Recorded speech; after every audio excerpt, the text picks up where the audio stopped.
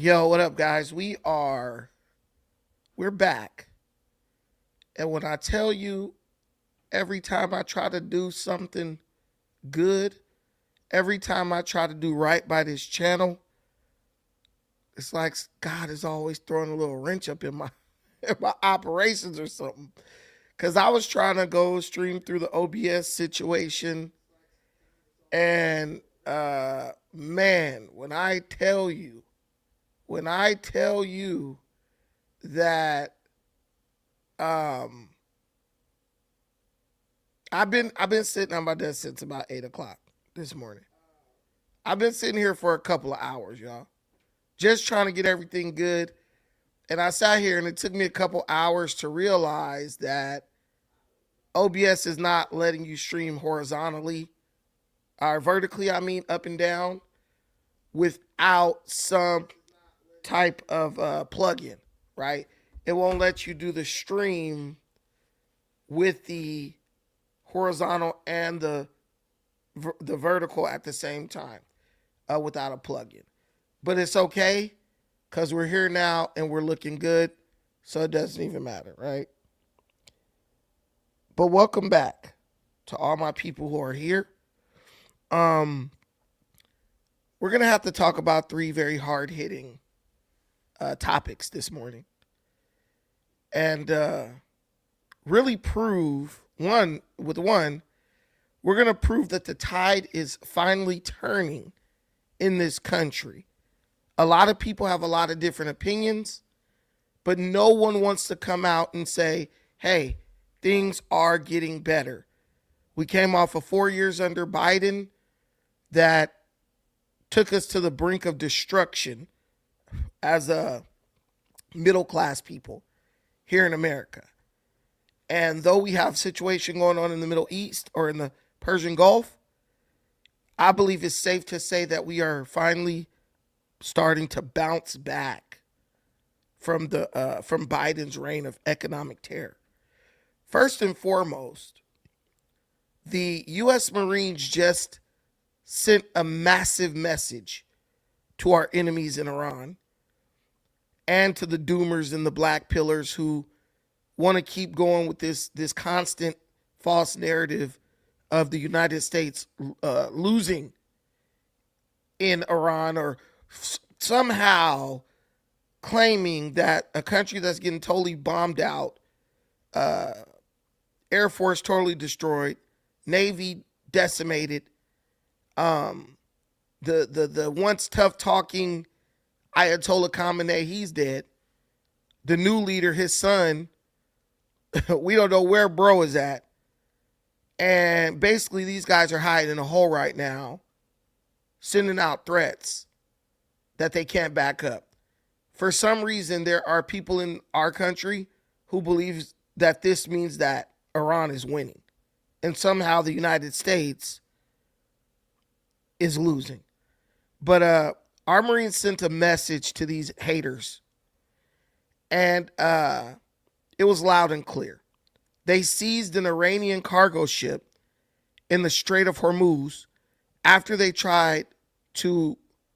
Iran tried to test us. Okay? We blocked off the strait. Nobody's going in and out, until negotiations are had and until Iran capitulates. So we open the strait back up. We're letting ships go through. A bunch of ships scurry through. And then Iran wants to get cute. They want to start firing on ships that are leaving from their port, right? In an effort to scare other ships that are leaving from other ports. So, we did what we did. We seized an Iranian cargo ship after we shot it. Strength is back. Speaking of strength, because that was just the intro. Don't go nowhere. We're going to get into that in detail. But speaking of strength, President Trump's America First drug policy is actually working. You know, the one where he was blowing up the ships? It's actually working. And we have the numbers to prove it. We have the numbers to show how Trump's war on fentanyl is actually paying off. And last but not least, we're seeing that while the adults are in charge in Washington, Brandon Johnson and the despot Democrats still want to play games in Chicago. The Chicago mayor, Brandon Johnson, is now declaring war on the federal government, choosing to sue the president of the United States and the government. You really, because the people make the government. Brandon Johnson is suing us in order to protect illegal immigrants while our neighborhoods are left to rot. He'd rather fight for people who shouldn't even be in this country than the taxpayer who pays his salary. We're going to break it all down right here, right now. What should my intro be? Let's get into it. We're going to begin with this, the signs that the war with Iran may not be over soon. This video provided by the U.S. military appears to show Marines seizing an Iranian cargo ship near the Strait of Hormuz, a first in this war. We have learned more U.S. forces are headed to the region, including an additional aircraft carrier. And Iran now says it never agreed to a second round of negotiations, despite claims by President Trump. Charlie Daggett has been following every twist of from Tel Aviv on this story. Charlie, good morning. There's a lot of twists and turns in this story. More to come, I'm sure. Good morning. Good morning, Gail. More to come. Now, with the clock running down on that ceasefire, tensions are only cranking up. Iran shutting down the Strait of Hormuz, opening fire on passing oil tankers. And U.S. officials I spoke with this morning say the crew of that Iranian ship just ignored warnings after a 6-hour standoff.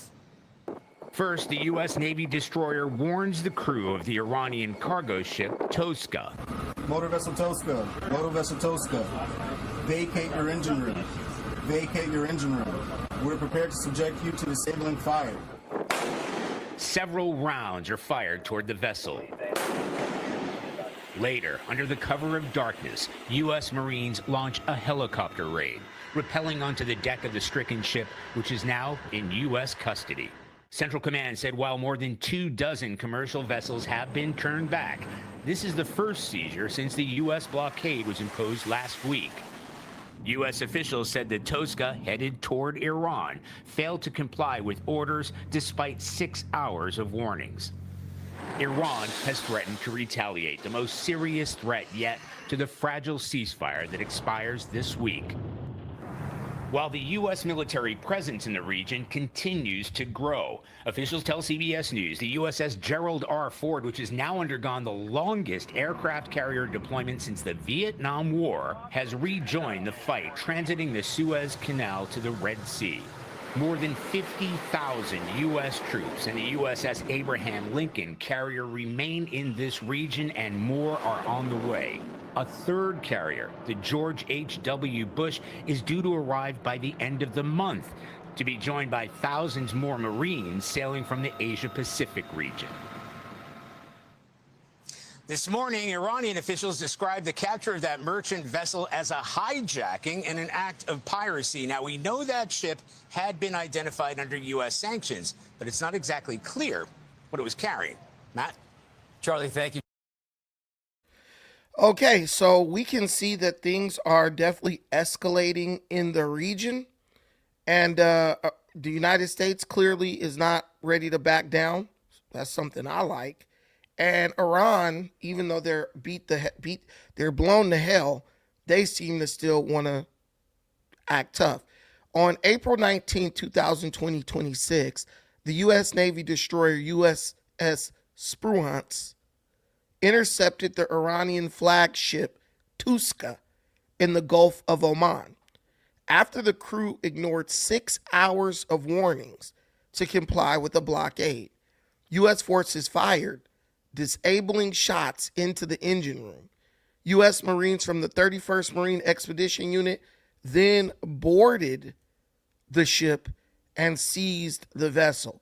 So it's looking like America's patience is wearing thin with Iran. And let's be honest, all Iran has really is just tough talk. There are two weapons that Iran possesses. Hold on one second. Damn it.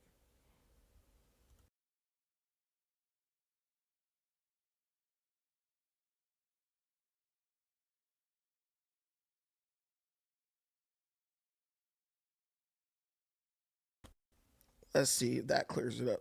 Man, this blurring situation is just killing me. It's taking me out. I'm not gonna lie. But there are really just two weapons that Iran possesses when it comes to trying to fight the United States. And one of those is their mouth, which they don't stop running that, and the sentiment of the American people. And I want people to understand that Iran is relying on the United States citizens to turn on the government concerning this situation. Even in the comments, I see some of you saying, well, I don't know why the United States is fighting Israel's war on Iran. Guys, listen, use your brain. That's all. God gave it to you. Put it to use. When Iran killed 600 Marines, U.S. Marines, was that just Israeli citizens? When Iran killed 46 Americans and then kidnapped 100 more, was that just Israelis? No, it wasn't. That was just 2 years ago on October 7th. When Iran wakes up in the morning and chants death to America, are they just chanting death to Israel? When Iran built a missile that can go past Israel and hit the UK, do you think they're working on that technology so they can just launch missiles at Israel? As much as you can say whatever you want, Iran has been engaged in a long-standing conflict with America for like 40-something years. This idiot Dean Withers, the little white boy who's only 21 or something, who says, I researched my way out of being a conservative, who speaks on Obama and the JPOC agreement with authority when he was not even 10 years old when that agreement was made. This guy's literally, he shows me when I watch him, when I watch his show on TikTok or wherever, when I see him, because I can only watch it about for 10 minutes before I get totally annoyed. I realize that we're dealing with a shadow, a veil. You know what a veil is? This is like a veil, right? A veil is like what they wear in Iran, right? This is what the American people have on their face right now. Many of us. There are those of us who know what the hell's going on, but then there are those of us who are like wearing a veil. We might as well be living in Iran right now because we choose to have a veil of ignorance. See, our veil is not physical. Our veil is mental, psychological. You're fighting Israel's war, but Iran is screaming death to America. You're fighting Israel. Okay, if this is the case, why is Iran fighting Palestine's war? Let's sit it there. Why is Iran fighting Palestine's war against against Israel? If someone's throwing shots at you and attacking your people, that makes it your issue. When Iran was sending thousands of IEDs and roadside bombs to Afghanistan and Iraq to blow up American troops and blow their limbs off, were they just attacking Israelis? So I don't understand that. And for the most part, it seems like Israel is focused on Lebanon and we're still going at Iran. Israel can't prevent Iran from getting a nuclear weapon. When they get a nuclear weapon, do you think Iran needs a nuclear weapon to defeat Israel? They don't. Iran can fight them with ballistic missiles, which is what they've been doing. Guys, the nuke is for us. The nuke is to stop America because they can't beat us in conventional warfare. So they need the nuke for us. I don't get that. Oh, you're fighting. Why are we fighting their war? No, it's your war. You just don't want to accept that it's your war because it makes you feel better thinking that it's somebody else's problem. That's what Americans, we do that very well. It's called deflection. We try to deflect shit from ourselves onto other people. Israel has their beef with Iran as well, as do the Saudis. Look, the Saudis have beef with Iran. The Emiratis have beef with Iran. Right now, at this point, the Indians have beef with Iran. Let's keep it going. All these countries have beef with Iran, but you'll just say, oh, this is Israel's fight. No, it's not, bro. I talk to people all over the place. I have friends from everywhere. And everyone unanimously agrees, hey, Iran is a problem because they're willing to fund terrorism, people who attack civilians, right?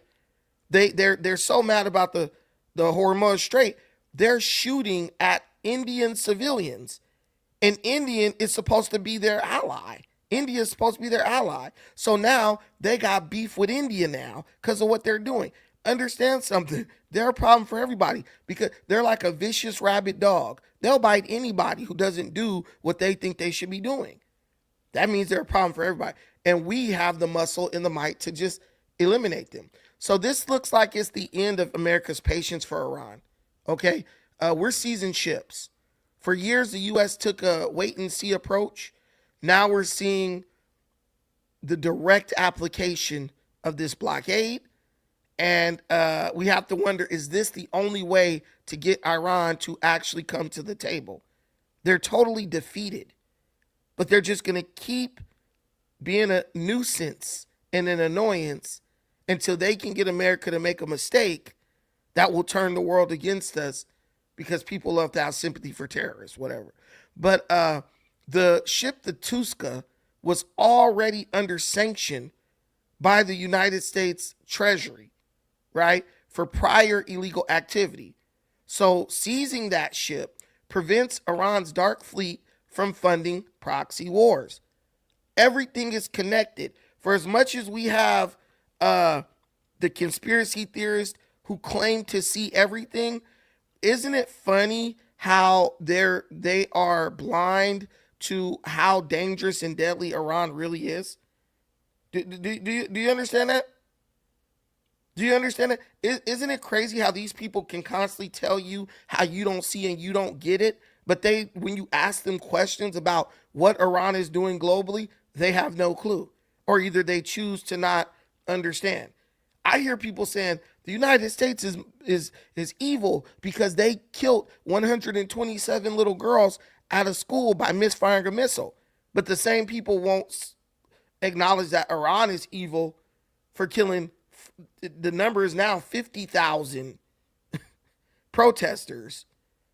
And then, my Muslim friends who sympathize with Iran, they say, they shot those, so they acknowledge that they shot the protesters, right? My Muslim friends, they acknowledge that Iran killed 40,000 of its own people, which is crazy in itself for protesting. But what they say is,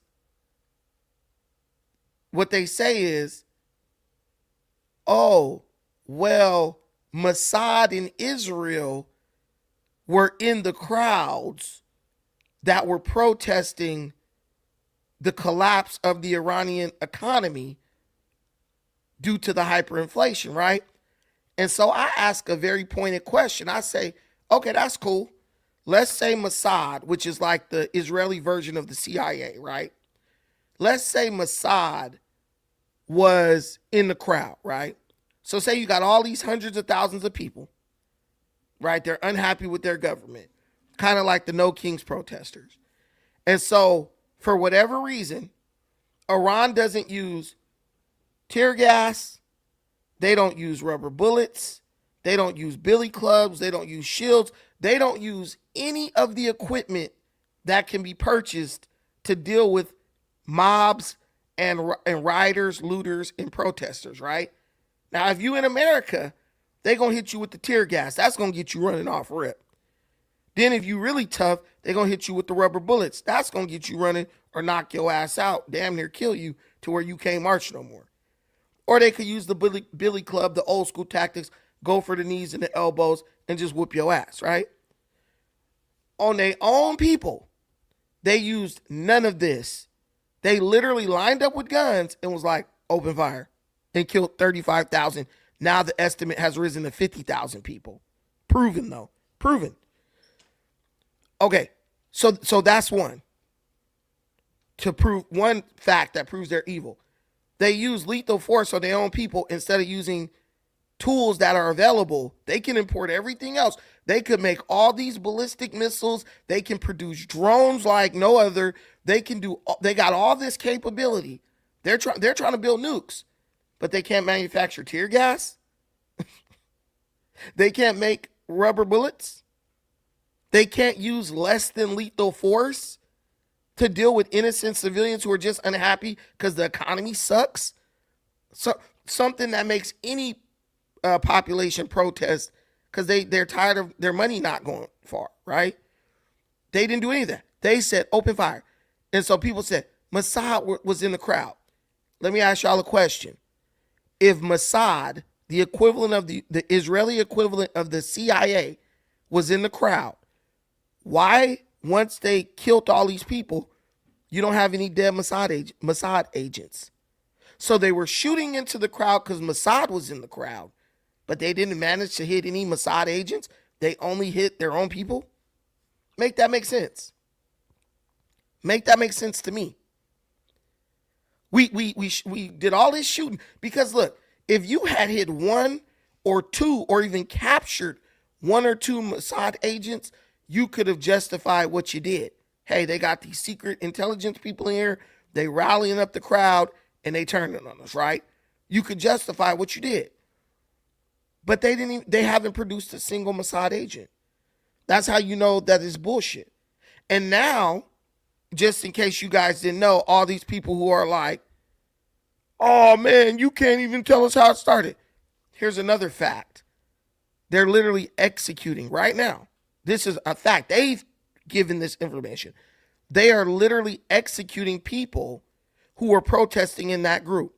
Are they saying these people committed treason? These people did counterintelligence? Are they like making these people, are they interrogating these people on video for them to admit, yes, I was working for Israel in the United States, and then executing them?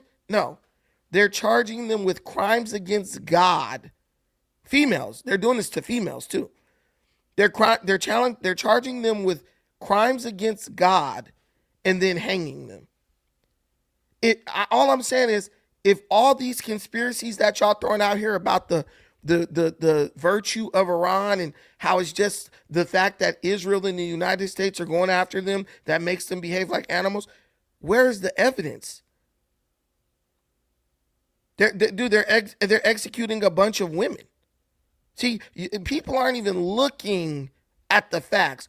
People aren't even studying the facts. This is all over the news, and I guess that's why you guys watch me, to inform you.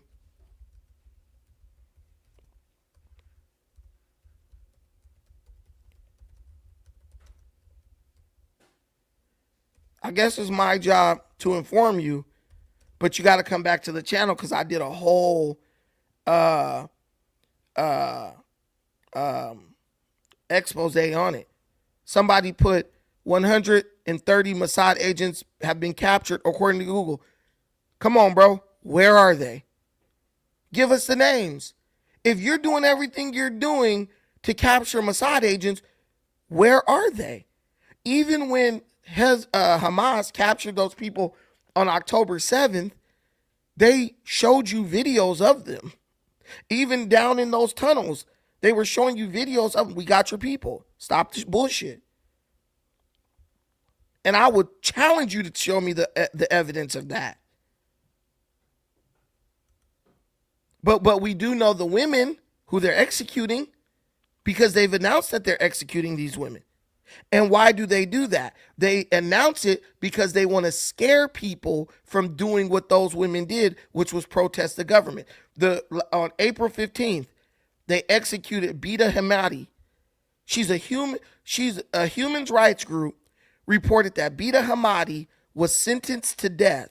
She is believed to be the first woman sentenced to death in connection with the January 2026 protest. This is where they killed all of 40,000 people. She was convicted alongside her husband and two neighbors for actions allegedly carried out on behalf of the United States of America. Tayyip Hekmat. Earlier this year, on January 5th, 2026, 56-year-old Tayyip Hekmat was executed in Zanjan Central Prison. She was the first woman recorded to be executed, though her case was related to a criminal murder charge rather than political activism. So far, since March 19th, they've executed 15 political prisoners, including members of political opposition groups and protesters from the January uprising. Pakshan Azizi, she's a Kurdish activist. She's on death row right now, waiting to be executed. People are saying that her trials were unfair, grossly railroaded. Zara Shabazz Tabari, she's been sentenced to death. And they said they charged her with an armed rebellion. And last year, they executed at least 48 women, which is the highest number in over a decade. But what I'm telling you is, where is the evidence of this stuff? You scream international law, right? You scream international law. Oh, United States is violating international law. But y'all have no problem with that. On top of the fact that they killed 50,000 of their own people. But the United States is a monster. So if I went outside and I killed 10 people and was like, man, those people were CIA agents watching my house, you guys wouldn't say, oh man, well the CIA shouldn't have been watching bro house. Y'all wouldn't say that. You guys would be like, he's a murderer. He deserves to go to jail. He deserves to get on death row. These people are literally this is fear tactics. They know most of these people had nothing to do with Mossad, but they're doing it to make an example. Right? They're making an example. You said there's 130 Mossad agents captured. But then I'm reading today, right now, that they've just executed a handful of women who they said did stuff on behalf of the United States. So why haven't the 130 Mossad agents been executed? Why are they still alive? Where are they? That's my question. Where are they? They will publicly tell you about everybody else, but the Mossad agents nowhere to be found. You want to believe that. That's all that is. You don't care about the facts. You don't care about what's true. You want to believe that because that makes you feel better about hating Israel. And I don't hate or love Israel, but I don't hate them. I don't love them. It's typical bigotry. I'm going to believe something I know is bullshit because I want to hate someone. That's literally and this is the worst part. You're not unique because a lot of people in these demographics, a lot of liberals, they have the same sentiment. And when so many people believe one way, that means that you are involved in high-level programming, fear-based programming. No Israeli ever beat you up, hurt you, shot you, stabbed you, slapped your mama, did nothing. But for some reason, you've developed this hatred for them, and they haven't done nothing to you. How can I hate somebody for what they're doing to people who I don't even know or care about? You don't care about Palestine. You don't. I don't. And I'm black just like you. We do. We are the most lying-ass hypocritical group of people on earth. We don't give two shits about Palestine. We've just been trained through fear-based programming and propaganda that now it's time to hate Israel. And the people whose mind is weak, they're going to allow themselves to be trained in that way. Me, I'm going to say, well, I don't give a shit about them enough to hate them or like them. It is what it is. I ain't losing no sleep over them. I'm not saying I care about the women getting slaughtered, getting executed, because I don't. But I'm just pointing out a convenient fact. You're telling me 130 people got caught from Mossad, and I'm telling you, black man, Use the brain that God gave you. If these dudes caught 130 secret agents from another country, they would literally be parading them through the street. That's what they do. That's what they do. So when you explain to me why we haven't seen these 130 agents paraded through the street, why people throwing eggs and dog shit at them, then I'll explain to you why, then I'll start hating Israel with you. It doesn't add up, guys. It's just like when these people were saying, oh, they captured one of the pilots who got shot down. We knew that was a lie. That didn't stop the conspiracy theorist dudes from telling the lie. They knew it was a lie. They knew it was a lie. But Iran's the one who said it. Right? No, proud FBA. Go ahead. Look, this is ignorance. People can call me ignorant, but can't understand the ignorance of hating a group of people that never did anything to you, and you don't even know why you hate them. You hate them because you just been told to. Well, I hate them because we're giving money to the U.S. Bro, but you don't hate, we gave a bunch of money to Iran. We're giving a bunch of money to Ukraine. But you didn't see the hatred for Ukraine. We've given Ukraine tons of money in the past couple years for what? To fight Russia, which is stupid. I don't agree with that either. I don't even agree with giving Israel money. But we've been doing it for so many decades. And why just now, today, do you hate them? That's my question. That's my question. Why do you just hate them now? Why did the hatred of them just build up today for you? You didn't even go this crazy when they was dogging out Kyrie. You didn't even go this crazy when they was coming for Ye. You only hate them to this degree because you've been told to hate them. You don't want to understand. We don't understand that the white liberal female control the black community because they control the black female, and the black female control the black community. I'm not a Zionist. I don't care anything about Zionists. I don't get money from those Zionists. None of that. And that's the problem, Free Game Pod. You can't even understand how I'm trying to pull you up out of the ignorance by saying, look, black man, this ain't really your issue. You've been programmed to believe this is your issue. That's all that is. You've been programmed to believe this is your issue. Iran will put you down just as quick as Israel will. They don't care about you, don't know you, don't like you, none of that. None of that. I'm not even saying Bibi like you. He hate you. He a racist, I'm sure. But what I'm telling you is, why are you hating one more than the other one? Why are you disliking and hating one more than the other one? That's what I don't understand. One's trying to figure out a way to kill you, and one's stealing your money. I get the anger for both. Why do you only have anger for the one that's taking your money, but you don't have no anger for one trying to kill you, working every day to get the weapons they need to annihilate you? It doesn't make sense. If you really sit down and compartmentalize this shit, you'll realize we are freaking gone mentally. We're tripping. We are tripping. 100% Free Game. It's not your issue at all. So why do I got black people sending me videos? Oh, bro, you got to understand how evil Israel is. Okay. I thought we understood that the whole government was evil. That's what black folks used to say. That's what black folks used to tell me. Now it's been whittled down to one group. No, it's a bunch of people, including black people, involved in this bullshit. I ain't going to hate one over the other one. I'm going to just hate them all and try to figure out how I can get from up under them. That's what I'm going to do. But that's what we understood as a people. But as more of our people succumb to fear-based manipulation, they're going to literally be able to program you to go after exactly who they want you to go after.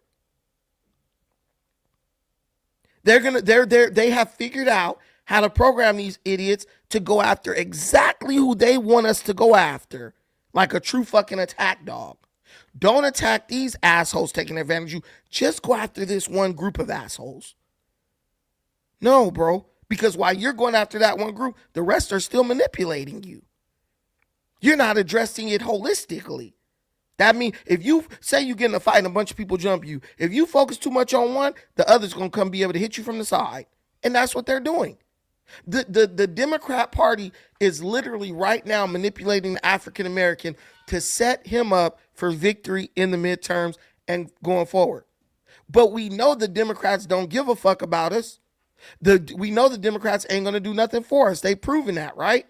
But what they've successfully done is they've programmed a certain number of us, like a damn robot, to make us so angry at Israel, we're going to vote them back into office in the midterms. Knowing when we do that, we're really not going to get shit. Knowing that when we do that, the attack on our community will continue through illegal immigration. Tell me right now, are you attorney type? Tell me right now. I'm with you. With all due respect, you don't even have to respect me. No, I'm not. How? Tell me how I'm coming off program. With all due respect, I'm asking you, are you angry enough at Israel and the United States fighting, quote unquote, on behalf of Israel, which we've been doing and we're going to continue to do even if Democrats get elected? We just had Biden for 4 years. Did we stop sending money to Israel? No, we didn't. But let me ask you a question. Are you mad enough at this bullshit they programmed you to be mad at to vote Democrat in the midterms in the next election? That's the question I just need to ask every black person. Are you mad enough? Are you mad enough at Israel to destroy your own community? To let them finish the job of displacing you with illegal immigrants? Because I think we know what's going to happen when Democrats get back in power, if they do. Are you mad enough at Israel, way the fuck over there, to allow your community and your people to get destroyed right here? That's the only question that needs to be asked. And look, if you answer that question, I got no more smoke for you. I got no more smoke for you. No, I'm not in nothing election mode. I'm still in facts mode. See, these people go election to election and they mind change, right? Oh, now it's something different. No, it's not. Because I understand that the Democrat agenda is something that's going to span for more than 20 years. They set you up for 20 years since Obama. They set this shit up since 2008. So if it took them damn near 20 years to set it up, what make you think they're not willing to spend 20 years to execute it? See, they're smarter than us in that they understand the impact that their actions will have years after they're dead. Oh, you want the link? For sure. For sure. They understand the impact that this is going to have years after they're dead. Hey guys, we're going to get into the other stuff. We got this is our first topic. We're going to do the second topic. We're still coming up with the Trump is winning the war on drugs. If you want to know how, stick around for that. And then we got the Chicago mayor, Brandon Johnson, is suing the federal government to continue the fraud in Chicago. Okay, he's literally suing our government so he can continue to give illegal immigrants money. And we figured out how he was doing it, and I'm going to expose that today too. Okay, let me ask you my question, and then you can have the floor. Are you angry enough at Israel and America for fighting Israel war, which we've been doing for 60, 70 years? We've been doing this. It's an old thing, but we got new anger at it. Are you angry enough to vote for Democrats in the midterm and in the next election and let them continue to flood the country with illegal immigrants, which we know, based on Obama's study, disproportionately affects black folks in the It depends, man. Because you got to understand the Israel thing, that's both sides of the aisle. So it depends on what it's coming down to is the thing that we've been trying to get people to do before the Trump stuff was to stop being so loyal to one party. And that's what's starting to happen because of the Israel thing. So people are looking closer and they're looking at both sides of the aisle. And they're going to start filtering out those that support Israel or funded by AIPAC and stuff like that. So it's not just an automatic vote for the Democrat. Both parties are under pressure to drop Israel. Okay. So like I said, and they do have way too much influence. If you have if you have a representatives that don't jive with Israel, bro. so if you have So they have the power. They have too much control in our politics. So that's totally fine. Illegal, criminal, alien migrants from El Salvador have too much control in our politics too. Here's my question. I'm asking the same question. If there's a Democrat candidate who's like F Israel, right? I'm not taking no AIPAC money, but I am down to with my party to let 20 million more illegal immigrants into this country without no vetting, like they did under Biden. And there's a Republican who's like, I'm balls to the walls for Israel. I'm a vote for them to get funded like we've been doing for 50 years or more every time. Are you going to choose the Democrat? But I'm going to fight to keep those illegal immigrants from coming up in here, taking these jobs and displacing the black community. Which one you voting for? Your problem directly as a black man, or a problem that has existed for 50, 60, stopping a problem that really impacts nobody, really, that's been existed for 60, 70 years. Who you voting for?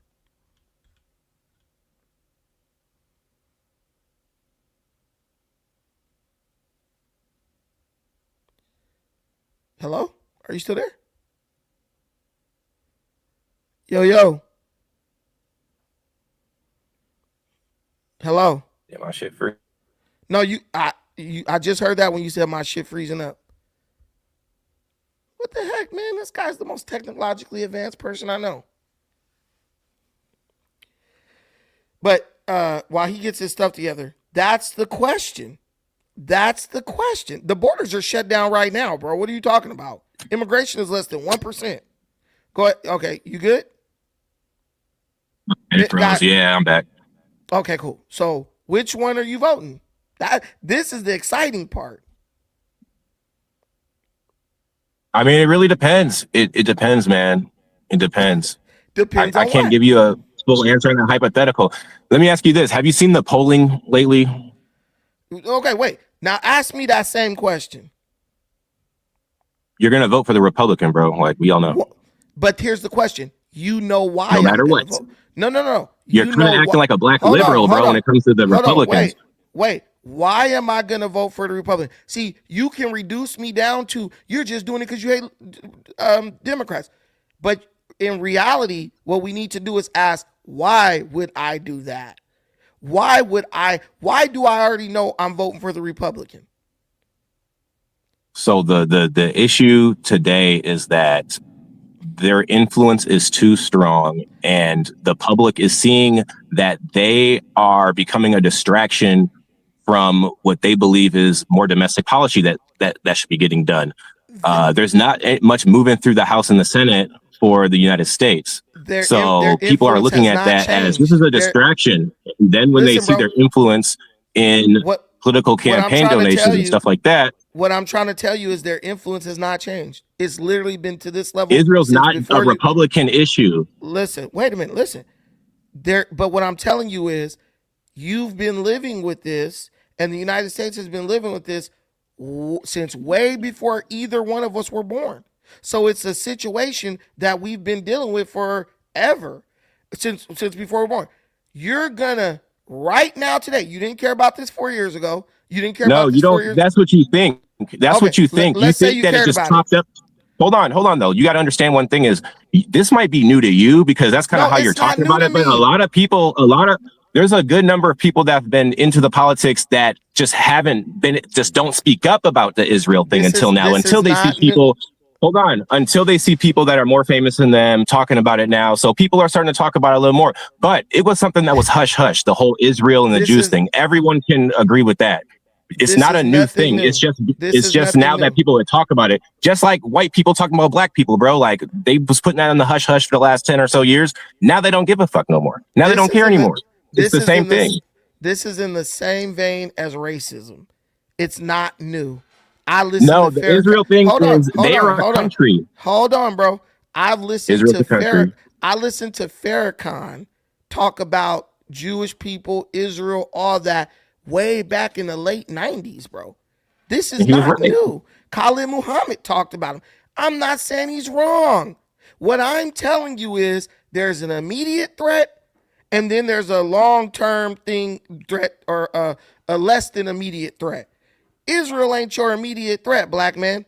So to take actions that allow the immediate threat to fester while you worry about a threat one that you really ain't, nothing you do is going to stop this. I'm telling you right now. You know, and I know, nothing you say or do is going to stop these politicians from taking AIPAC money unless you out fundraise them. That's it. That's the answer to that. Spend more money than the Jews if you want to get the Jews out of your politics, right? That's right, one. but they're gonna when they do that, you're gonna hop on here and you're gonna say it's racist and anti-Semitic to try to get the Israeli PAC influence off these politicians' backs. Why would I say because that? they have the power to get rid of your favorite politician if they wanted to. Why would I say that? Why? Because when it starts happening, you're like, oh, what's with all this Jew hatred? For one because thing, you're conflating anti-Semitism with I haven't said nothing about no anti-Semitism. I haven't said shit about anti-Semitism. What I'm telling you is, then why are you positioning it as hatred? Why are you saying that I'm defending anti-Semitism? Because I'm encouraging you to use common sense. This ain't anti-Semitism. I'm not saying that. Listen, you don't have to be anti-Semitic to be pro-black. You don't have to be pro-Semitic to be pro-black. If you want to know what I say, they're not even none of that shit in the Bible. They made that all up. I know the Bible ain't really real like that. So I know that ain't real. So I've been past that. I've been past that.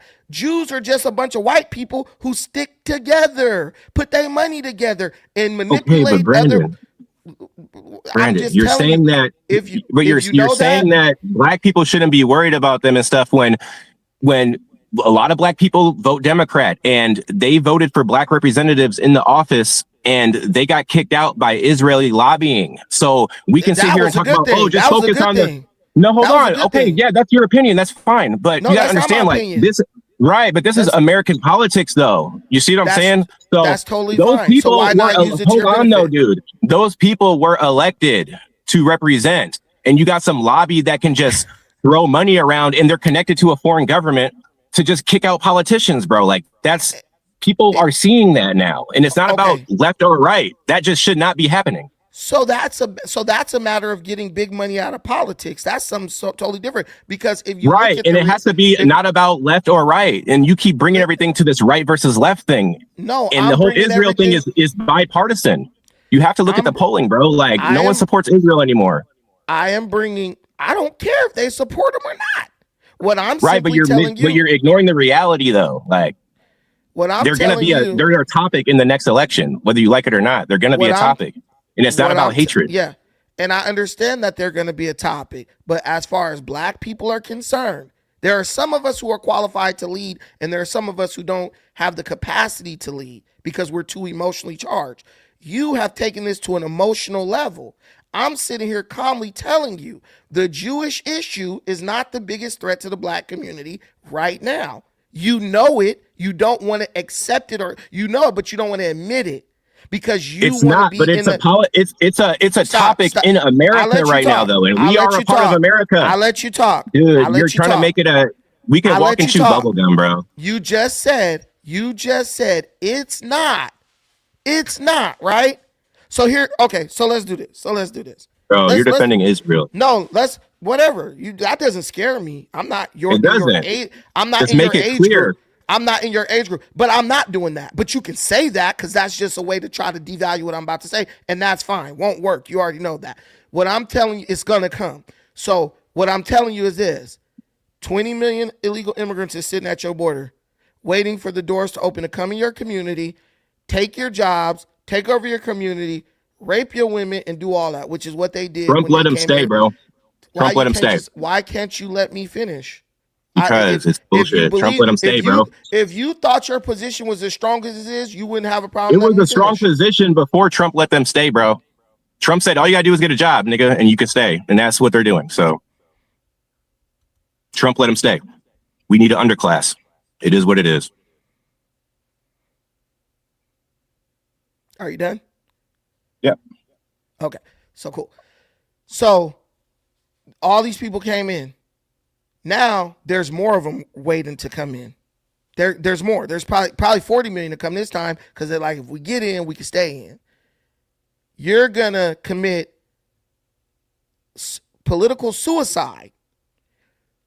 Throw yourself on your own sword willingly because you're like, let me focus on the Jew thing while the immediate threat is right here that we really got to deal with. Okay, you're assuming people can't focus on multiple things. I'd let you talk. I'll let you talk. This week. I'll let you talk. You a grown-ass man, dog. You know exactly what the Democrats do. They lie to niggas like you because they know you're emotional. They going to say one thing. You're going to vote for them. Soon as they get in, they're going to be taking that AIPAC money, bro. Jasmine Crockett was a big one who was like, I don't take money from AIPAC. The bitch takes money from a subsidiary of AIPAC. You're willfully stupid. You're a very intelligent man, but you want to believe that these people aren't who they are. I'm older than you. I've been around dealing with this shit longer than you. As black man, I'm telling you, bro, they're going to lie to you and tell you they don't take Jew money. And as we speak, the Jews are creating new donor groups to give them money without being attached to it.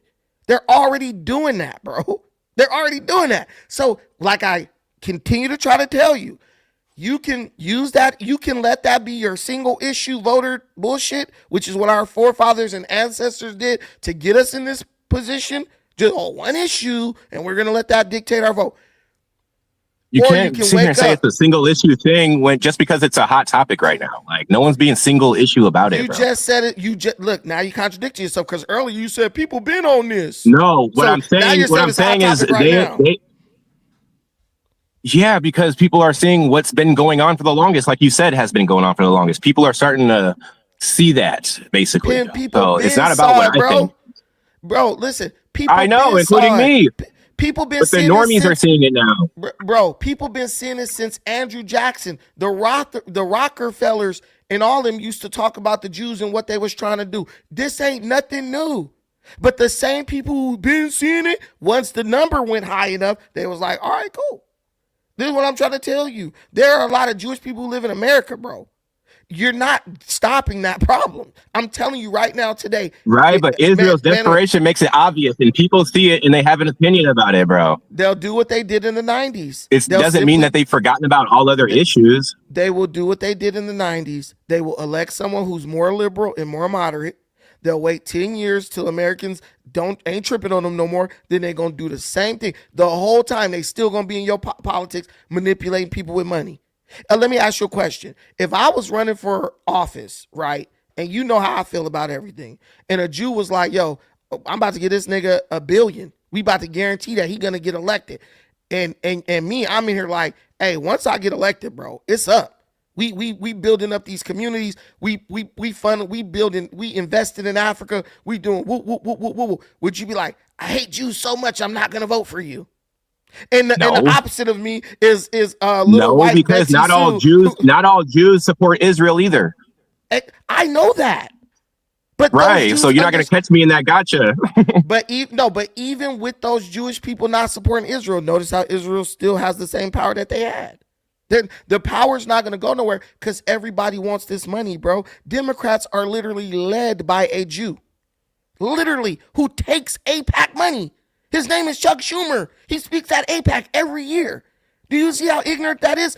To even think about voting for a Democrat when they take AIPAC money every year. The head of their damn party is a Jew who takes AIPAC money, who is a Zionist. Chuck Schumer is a Zionist. And one thing we know about the Democrats, they vote down the line the same. They do not diverge when it comes to their votes in Congress. So please tell me how you're going to make a difference by voting against Republicans for Democrats when Democrats are literally run by AIPAC, bro. It doesn't make sense, Hakeem, when you really think about it. It's all just, got your nose. Is that your ear? Because it's going to be gradual, bro. Like, you just got to wait and see. And they're already calling for Chuck's ousting anyway, so. Dude, they're not going to oust Chuck. The pressure's on, bro. The pressure's been on the Democrats before the Republicans. They're not going to oust Chuck because I know what you're saying with that, bro. Like, they are powerful. I get that. Dude. You're trying to get It's black people frustrating, to stop isn't it? thinking about it, though. You want to No, get I'm black not. conservatives to not think about the Israel issue, bro. Like that's all you're doing. Like, Hey, listen, Lord, grant me the serenity to accept the things I cannot change, to change the things that I can, and the wisdom to know the difference, right? That's what it's about. Bro, they're not going to get rid of Chuck because Chuck is one of the highest money generators. He is the highest. He actually generates the most money in the Democrat Party. That's how you become leader of the minority leader or the majority leader. You generate the most money. Why would you get rid of your golden goose? There's no one who's going to come in and generate more money than Chuck Schumer. Look at the neighborhoods in New York. The ones who voted Mamdanian, those were Jewish people. And guess right, what? but he's got to survive his election. I'm telling he will 100%. He's not getting. Look, we can bet $100. I don't think they're gonna. I don't think they'll. Maybe they won't kick him out. Is he a Zionist? So you think a Zion? Yes, he is. So you think a Zionist who gonna be in the head gonna let you water down the influence of Zionists? I'm not saying he will. I'm just saying that's the rumblings right now. People want to get him out. That's all I'm saying. You're saying it's gradual. No, it's not, because as Chuck Schumer. No, I think Chuck's is the failure on immigration and just overall trying to stop Trump. Yeah, of course, because Chuck Schumer doesn't even care about immigration. Chuck Schumer is doubling down on the ICE situation to deflect people's attention off the Jewish money situation. And he's trying to make it hard for people. He's basically giving people ultimatum. Well, you accept Jewish influence and we stop ICE from deporting, or you reject Jewish influence and then ICE going to be able to go crazy. That's what he's doing. But what I'm trying to tell you is Trump gets money from AIPAC, I guess, and Chuck Schumer get it from AIPAC. So do you really think they're really that different in what they're trying to do? Oh, go ahead, Free Game. Yo, Free Game, you in here? No, what? Hey, guys, listen. My vision on this is so clear. J World, I didn't see a question. Guys, if you got questions, put in the form of super chat, because I'm not gonna see it, because I'm not looking. I can't. You guys don't contribute to. A lot of people aren't contributing to the stream at all. But then I read the comments. Comments that you read up top are supposed to come with contributions, but I'm so cool. You guys take my kindness as a weakness, and you guys don't contribute. No one is gonna have this Jewish discussion.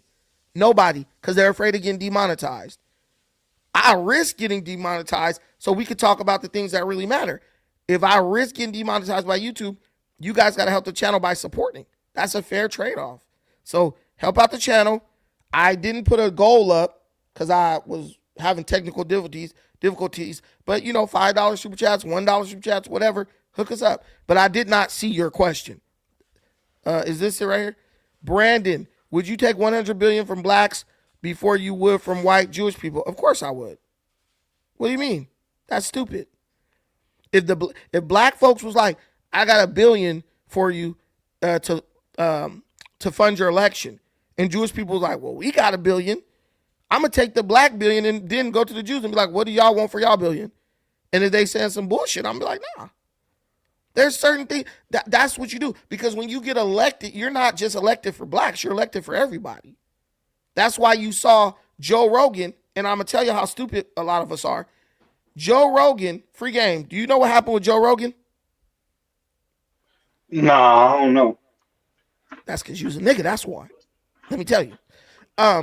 So Joe Rogan just got some medications legalized that were made illegal, right, to help deal with opioid addiction. He just was in the White House yesterday or the day before with his hand on Trump's shoulder while Trump was signing this legislation or this executive order decriminalizing these medicines, where you take it one or two times and it kills your desire for opioids, right? And if you sit and think about it, wasn't Joe Rogan just on the news talking big shit about Trump? Wasn't he just on his show bashing the shit out of Trump over the illegal immigration thing? But that's what black people don't understand.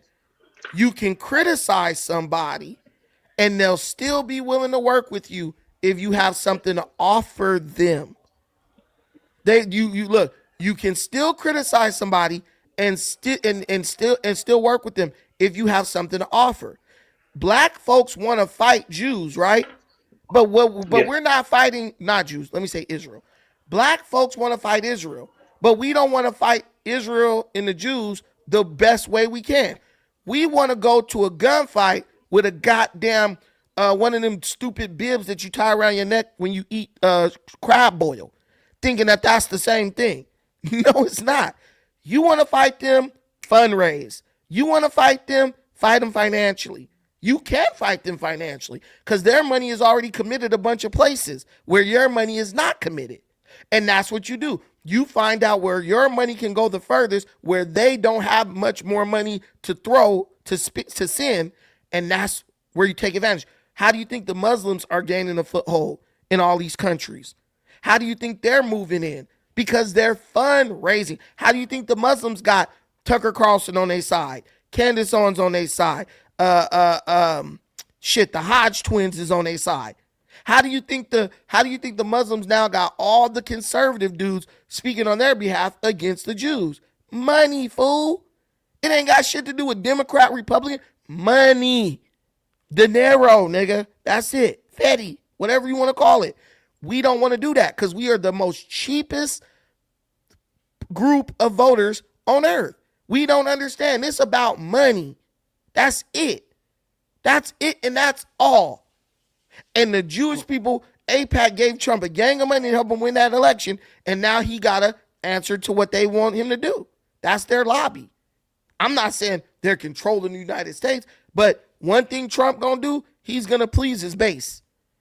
He's gonna appease his base because those are the people that keep him elected.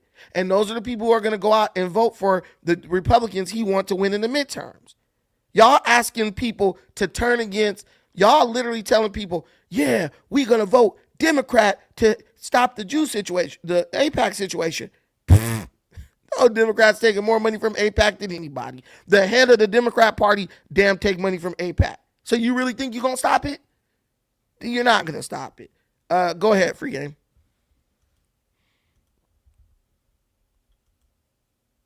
Unmute yourself. Go ahead.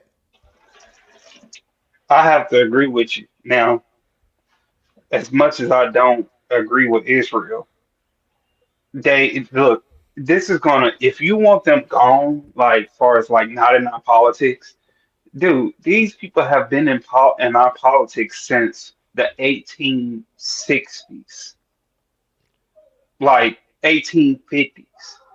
Like while these super Republican guys, that these people was over the Confederate Army for a while. People don't know that. Mm-hmm. You know, look up Judah Benjamin in Louisiana. This dude was a Jew, but he was over the Confederate Army. Like this is a multi-year. This is at least 50 years of lobbying against More than them. that. Yeah, more than that because they plan ahead, right? Yep. So yeah, you just can't kick these people out the country. We had presidents who hated Jews. We had presidents who literally hated Jews. They couldn't even get them out. Yeah, you're not. That is just not going to happen. Like these people are very sophisticated and very intelligent. And you don't, and the biggest thing that they have is you don't know that they're even Jewish unless they tell you. Facts. That's the biggest thing they got. You don't know what they are unless they tell you. Facts. And me, I'm gonna be real. I don't really have a problem with that because I just understand that's the way our politics have always gone. But to sit up and be like, we're gonna fight this guy just told me, if you're not going after Zionists, bro, you're wasting your time. You're a little dog chasing after a car. You're a little dog chasing after a car. If you catch it, what you gonna do with it? Yeah. I mean, you got to think about Goldman Sachs and banking. Like these people play on white people's laziness. bro. They played on their laziness way back in the day. They seen this way back on in the day. Like they played on people's laziness and they start taking the jobs. But also, too, the other guy don't see that these people have infiltrated the Mexican government as well. Oh, 100%. Yeah, So, so Shine Bomb is Jewish. yeah, so you got people coming over here that's allies with the same people you allying against. Man, I don't even know why. It's like black people, we're so like we're so ignorant to certain things. We think we could just go at any group. We're far too fragmented, guys. You can't just be biting off more than you can chew. You need to just Yeah, chill the fuck out. Try to build up your community. And then once you got that collective, I mean, the Muslims are a very powerful lobby, right? And they know they can't even go head up with the Jewish people at this point, but they're working on it. They're working on it after decades. They're working on it. Understand, when was the Muslim Brotherhood established? What, 1926? 21, when was the Muslim Brotherhood established? I don't know. I don't know. 1929? Hold on, let me look it up. But whoever's on here advocating for Iran, do you not know that the Iranians like had slaves? Like, do you not know the Palestinians? They had to stop. Europe had to stop them from having slaves like in 1920. Dude, yeah, they think these people think that if you're against Israel, you're good. I'm telling you, ain't none of them good like that. Ain't none of them Ain't good. none of Ain't them if good. oh my God, They're brainwashed. if those Muslims that was in, do you not know they have a slave trade going right now? They know that. They know that. But that is what cognitive dissonance is. Trying to entertain two opposing ideas and thoughts at the same time. On one hand, the Muslims is good and Iran is good. On the other hand, they still running slave trades right up in Africa and got black slaves right now. They And, just did a and big old look, in they just did a big in old slave indentured thing in servitude. they just did a big old slave thing in Qatar where they just busted them down for how they was enslaving these black women from African countries going over there for work, and they end up in slavery.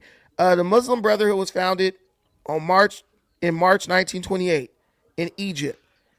Do y'all realize that the Muslim in 2 years they'll be around for 100 years? The Muslim Brotherhood was founded to fight against Jews. They've been fighting 100 years, and this is how much progress they done made. So what you think you about to make in 10 minutes? You just gonna be looking like a fool. You're gonna be looking like a fool who ain't got no type of wherewithal or stick to itiveness. We're angry And right now, so let's just go after rage and emotion ain't moving the needle on nothing long term. Shall I remind you? Black Lives Matter, George Floyd, defund the police. Niggas was mad back then. What did it accomplish? Nothing. Not a goddamn thing. This is the same thing. No different. Y'all just mad at Jewish people now, or Israelis now. And in 2 years, you won't even be thinking about this shit.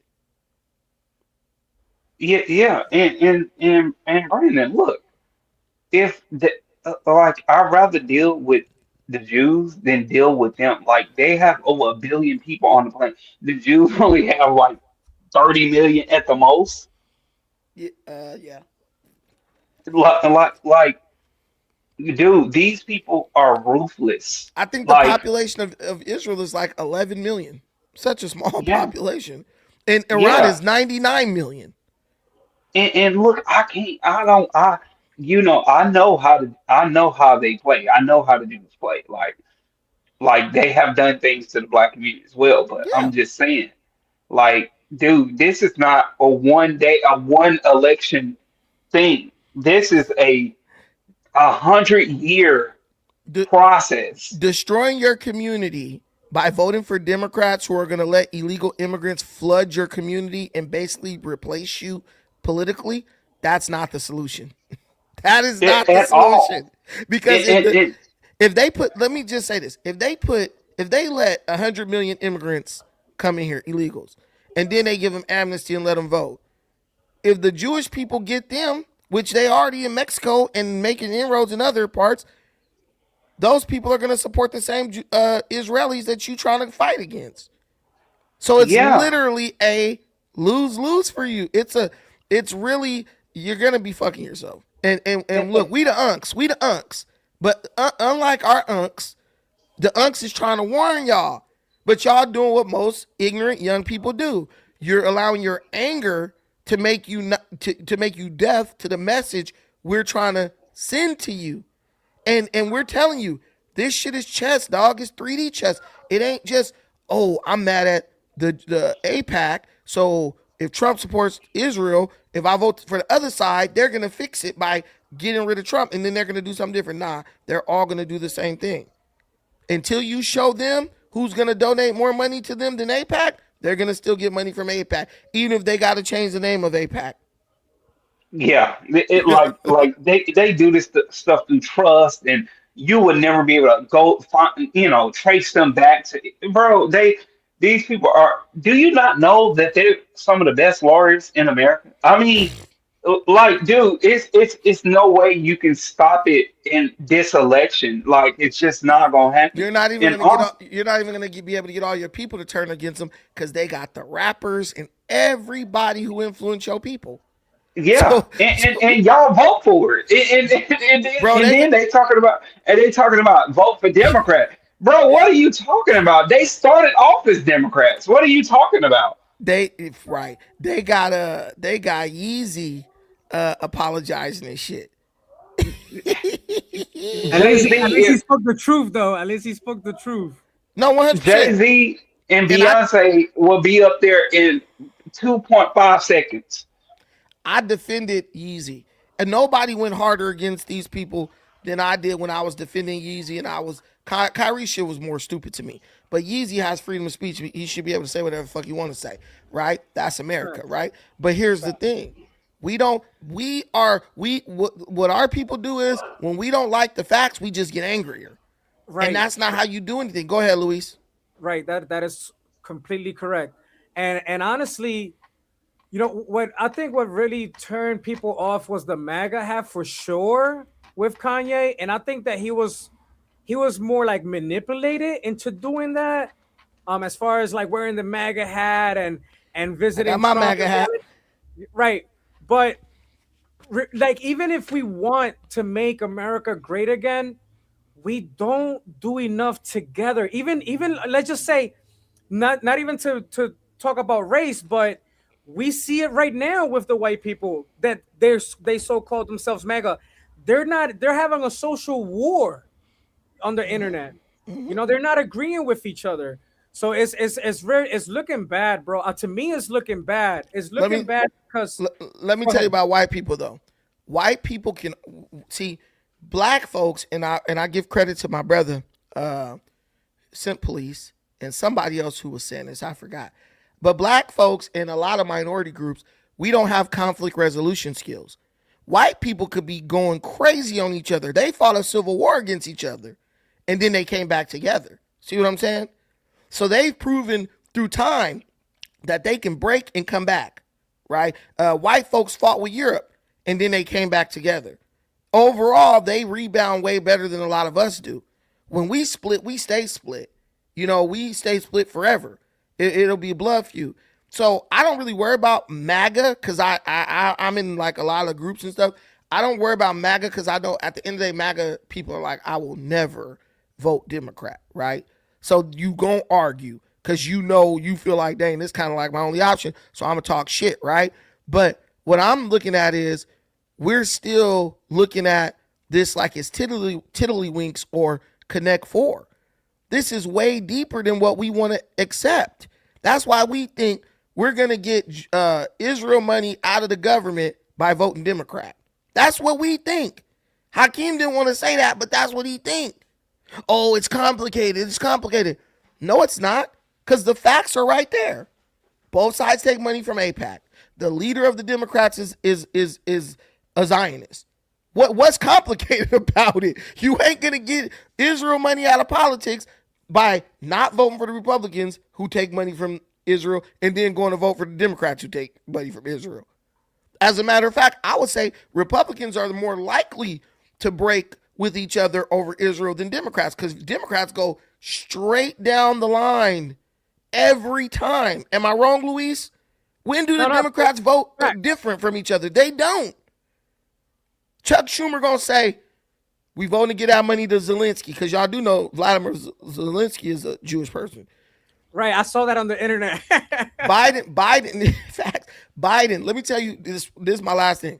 I'm going to tell y'all how cold the influence is. Y'all, all these people voted for Biden, right?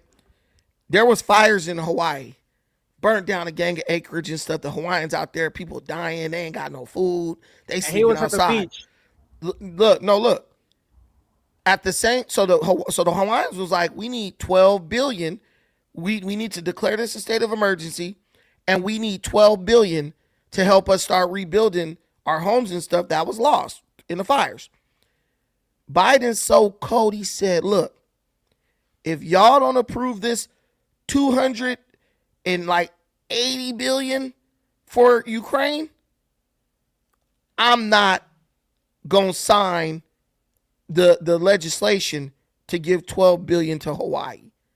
Biden literally held the $12 billion for the Hawaii fire relief. He held that hostage until Congress agreed, until the Republicans agreed that they would attach it to a $200 billion payment for Ukraine. People didn't even pay attention to that. People didn't even pick that. Yeah, I didn't know that. Yeah, that's facts. That's facts. That was a Democrat president who all these black folks voted for, holding our government hostage unless we were willing to give $200 billion. That was around the time people got sick of Ukraine and didn't want to give them no more money. Biden held our money. He kept those Hawaiians who are citizens, he kept them outside starving until the Republicans capitulated and gave $200 billion to Ukraine. That's crazy. I say, to be honest with you, I don't like either party, bro. I'm not even registered to vote, to be honest with you. But what I do tell people is this, because I don't see this happening in California enough, is if you vote, you have the right to protest and ask for those politicians to resign. People out here be protesting the wrong, stupid shit. Then they get the information, whether it's the news media or somebody tells them or whatever the case, they make the news public of all the millions of dollars lost, of all the fraudulent shit going on, and they don't go out to the city hall, they don't go to the Capitol, they don't do shit, bro. That pisses me the fuck off. It shows me that people are uneducated, bro. They're just voting just to vote, and it's ridiculous. Oh, yeah. I live in California, too. I don't know if you know that. But, yeah, the people in California are mindless, bro. They not worried about what good or bad's going to happen. Their mind is Trump is the enemy. Republicans are the enemy. Do not vote blue no matter who. They are really about that. I want to show you guys this real quick, though. Look at this. Just to highlight what I was saying. Look at this. This is in the Honolulu Beat. FEMA money for Maui disaster relief may get caught up in a partisan fight over Ukraine. President Joe Biden signed the disaster declaration for Maui within 6 hours of Hawaii's request for federal assistance, according to Governor Josh Green. Much help will be needed. It's estimated Maui could exceed $6 billion. But FEMA, caught up in partisan politics in Washington, is already facing a funding shortfall. U.S. Rep, this is where they asked for the $11.5 billion, right? And the Biden administration asked for the supplemental spending on Wednesday, the same day President also approved the disaster declaration of Maui, but the effort to get speedy appropriation was it's supposed to say floundered after Biden administration saw $12 billion in emergency funding that would extend disaster relief while simultaneously requesting some $24.1 billion in military spending for Ukraine in the same package. See, and it was actually more than that. It was more than that. Whoever's writing this is wrong because it was at least 50 billion. But see what I'm saying? Biden asked for the Ukraine money in the same package as the Hawaii money. And Biden was like, if y'all don't give us that Ukraine money, we're not going to approve the Maui fire money. But do you see how cold-blooded? I remember that. Do you see how cold-blooded the Democrats are, though? Do you see how if you think that group is going to turn against Israel and not give them money? They're willing to hold you fucking hostage to give Israel, Jewish people and stuff money. So you think they'll hold their kids hostage, man? Listen, look, it's like voting for a dog to get. It's like voting for a wolf to get rid of a wolf. They both gonna turn on you and eat your ass, fool. Yeah, they will. People just think it's just one thing they got to do. No. And also too, if the Muslim gain any power, bro, it will be over for Africa, bro. Like they would start invading Africa like it's no tomorrow. Black Loki and Miss Berry, y'all stop fighting, man. They in there they going. No, but that's a fact that I didn't know about Joe Biden. What I did know or notice is that he didn't care. Like, right? He felt like he was on a vacation, the beach, and whatever he was doing in Delaware, etc. or Florida. Bro, that man had to focus just to breathe. I wouldn't be giving a shit either. I'd be like, shit. That man wakes up in the morning and go, whew, still alive. You know, type shit. He got bigger problems, bro. That nigga was cooked. I understand. But yeah, man. Sometimes I think that I know it's not gonna happen unless like a big movement does happen. But sometimes I feel like the best thing we could do is vote independent, bro. Get all these people out of all. But there's no independents that are running at the highest level. But what I'll say is the biggest thing the number one thing black folks could do, start building yourself up economically. We need to bring back the Buy Black movement, where we start building back up our economic base. Go buy some of this cheap land, cheap real estate, these cheap houses out here. I'm telling people the Midwest, you can still get a house over there for $150,000. Believe me, the people from the coastal cities, they're coming back to the middle of America because that's the only thing that's still affordable. Get in on the cutting edge. Start buying up that land. Start buying up them little cheap houses. You could sell your house in California and go get 2-3 houses in the Midwest. Do it now. America is expanding. It's not going to get no smaller. We just praying. The only thing conservatives do, we're stemming the tide because this country is going to grow whether you like it or not. You know, and like my lady she said, we only got a couple more years of Trump. Everybody got to start getting their shit in order. And that's all Trump is trying to do for y'all. He's trying to give you time to get your shit in order because shit going to go left. I'm telling you right now, it's going to go left because it has to if this country is going to survive. Because you need some crazy shit to happen for Americans to come back together because we are very divided right now. It will happen, right? We will come back together, I believe. But you're going to have something that really provokes us to force us to come back together. But you better fortify yourself now. Y'all up here worried about AIPAC money, bro. AIPAC money that's been in our politics for 100 years or more. They're getting rid of AIPAC. No, bro. Literally. Goldman Sachs have literally been open for I'm talking about 100 years at least. Bro. And always remember, when all else fails, what do? They just hire a bunch of black folks. And that shuts down the whole conversation. How do you think ICE got black people to not go out in the street and protest on behalf of illegal immigrants? They hired a bunch of us. So now we be like, hey, black man, black woman, go get your money. They know what to do to you.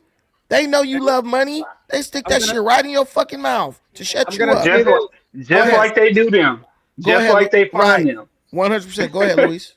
I was going to say, we ain't got enough, bro. The problem with immigration is huge, and Biden definitely fucked our country up with that. And you're right. I see exactly what you're saying. It's like, why are we worrying about? That's like paying attention to somebody's pocket, right? The AIPAC money. Why are we worrying about APEC money right now when we should be worrying about AI and AI replacing the people and the jobs? We should be going after companies that are hiring these illegals to do CDL driving, to be doing the truck driving. That's our job. This is our country. We should be going after Waymo, who apparently has their drivers, whenever they got to troubleshoot their car all the way out in the Philippines and probably without a United States license for that matter. You know, there's a lot of stuff that we should be fighting towards instead of paying attention to people's money. We should be bringing ourselves up and our community up before paying attention to the APEC. Go ahead. But see, this is what the community does, man. Especially in the black community. We're like the March of Dimes. You know about the March of Dimes, right, Luis? You know about the March of Dimes free game. First, they started off as an organization that fought to cure polio. Once polio was cured, now they are fighting to cure cancer. They realized when polio was cured, damn, we have no reason to exist. So we need to find another cause to fight for and collect money for, but we need to figure out something that's way more it is way more complicated to cure than polio. So now the March of Dimes is focused on curing cancer. Cancer ain't gonna be really cured like that, you know, for probably another 100 years to where you get it, they're eliminated totally, right?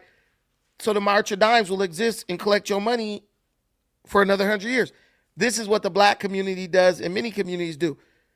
We don't want to address the immediate issues, so we go and pretend like we looking at shit that's way far off. It's like somebody being like, it's like your wife come in the house and be like, hey, the car need to be fixed. In your mind, you like, damn, I know that's the transmission. Oh, honey, I'll get to that as soon as I finish fixing the little handle on the toilet. And you take 3-4 days to do that just so you don't have to worry about fixing the car. That's what we doing. We're literally just looking at a problem that we know is probably way too big for us to tackle right now, so we don't have to focus on all these little problems that we can actually tackle, but it's gonna make us uncomfortable. Let's go after Israel, because we just came off a loss with reparations, right? We just came off a whooping with that. We lost that. Now we don't want to lose again, so we're gonna say we're fighting Israel and giving money to Israel. So when it's all said and done, we won't look like we lost that. It'll just be like, we're still fighting against it indefinitely. You can't lose until you give up type shit. No, man. There's so many more things we should be focused on than that. Yeah, man. Because we can come up with anything. You understand? Like as if when we come together, we make anything fucking happen. You understand me? And to answer somebody's question about not worrying about the APEC money, the thing is, when you don't worry about that, even when you start, say for instance, working towards your goals and you know your dreams or whatever it is, if you want to be a business owner, etc., you have the options. Once you have a specific amount of income, depending on what you're doing, especially if you're a freelancer, you can get out this freaking country. It's your choice. It's your choice. Yeah. You have the passive income. You have the income to live in Italy, to live in Spain, to live anywhere else if you wanted to. You understand? So, and then also, you know, every state is different. So you can pick the state that you want to live in, but there's so much going on right now. Like you said, everywhere, that we shouldn't just be focusing on the APEC money. Like that's kind of like, okay, whatever. Like it's not gonna stop. The money's not gonna stop printing, is it, Brandon? No, it's not. No, it's not. I'm looking up this. How many political groups are connected to APEC? Because this is, Bro, yeah, damn. it's like we got death by 1,000 cuts. Like we dealing with Israel, but then you got immigration, you got all these stupid abortions that's going on. You like the citizen, the birth rate. You have the AI, you have the jobs hiring saying that they don't want illegal immigrants to hire them. It's just like, come on, man. Look. So I looked up groups that are associated with APAC. Political groups. You literally have APAC, United Democracy Project, American Israel Public Affairs Committee, Democrat Majority for Israel, Republican Jewish Coalition, Mainstream Democrats PAC, NORPAC, Pro-Israel America PAC, Joint Action Committee, U.S. Israel PAC, Regional PACs, Maryland Association for Concerned Citizens, Grand Canyon State Caucus, California Jewish Democrats, American Israel Education Foundation. Bro, and that's just the ones that got Jewish in the title. So imagine the probably hundreds that don't got that. Y'all, bro, I'm not saying nothing about y'all. I'm not going to say y'all wrong, none of that, because it's not up to me to say that. But what I'm going to tell you, at this point, you got to learn to crawl before you can walk, bro. And black folks trying to jump up against a juggernaut. And trust me, little Lizzie Sue, liberal Karen, they'll be mad at this for a minute, and then they're going to move the goalposts. That's what they always do. Because even they get Jewish money. Even the liberal causes get Jewish money. Yep. So, because it's not real unless I hear these Democrats like Chuck Schumer got to go now. It's not real as long as Chuck Schumer and all these dudes is winning elections. It's not real unless the Democrats are screaming about how, all of Sheinbaum, the president of Mexico, all her political opponents mysteriously got assassinated. So she walked into the presidency. It's not real for me. There's a rumor she's Jewish too. No, she is Jewish. There's not a rumor. She's okay. Yeah, fact Jewish. I saw that. I saw on the internet somebody Sheinbaum. Name one Mexican last name Sheinbaum. Yeah. They've been everywhere. Jewish are everywhere. There's synagogues everywhere. Even in Puerto Rico, there's a big Jewish community too. I mean, that Christopher Columbus went to South America first, bro. And me personally, I have no issue with Jewish people. I even said most Jewish people I met are pretty cool with me. I have no issue with it. I'm just telling black folks, politically speaking, trying to talk about Israel. Anybody making a decision off of getting Israel out of politics is just a fool because it ain't happening no time soon. Have you seen the Jewish in New York that are protesting against the Zionists from Israel? No, there's some here too. There's Jewish people that don't like Jewish people. So, dude, there's a guy who owns this bookstore right by my house. He's Jewish and he can't stand Zionists. There's a big mainstream Jewish guy who's anti-Zionist. Man, he just was talking about like, bro, they're so powerful, bro. He's like, even they call me a anti-Semite, and I'm Jewish. It's hard to deal with it because Jewish people remind me of like Pokemon, how Pokemon evolve. Jewish people to me are like the evolved version of black people. They like black folks complain and play the victim, but don't do shit about it and don't build shit. Jewish people are like, we complain and they complain, they play the victim, but then they do something about it. They build based on that. You know what I'm saying? That's what makes it hard to really go at them. Cause they're just like, yeah, how many hospitals you got, nigga? None. How many this and that do you got? None. If you get shot and you can't get in an emergency room, you got to go over to Cedars-Sinai. That's our shit. We could bring you over there. Like, I tell people, it's big. I realized how big that shit was when I got my knee scoped, not scoped, but my quad looked at, like x-rayed and MRI at Cedars-Sinai. And when I went to go, like, how much is it going to cost? They were like, oh, it's no, nothing. Free. We got this program for people who are like in athletics and whatever, where they can come in. And I got with Robert Clapper, ex-orthopedist for the Lakers. I mean, this guy was working on Kobe. You know what I'm saying? And I got to see that dude for free because of Cedars-Sinai. So they're in deep. I feel like they benefit so many people. It's going to be hard to make a case for like, nah, we don't need to let them have no influence because They do a lot of good things with their money, and I mean, I'm sure they do bad things too. But it's hard to unentrench something like that. But hey, you're welcome to try, guys. Any last thoughts on this? Because I'm moving on to the next topic. We got on a big tangent. Go ahead, Free Game. Any final thoughts?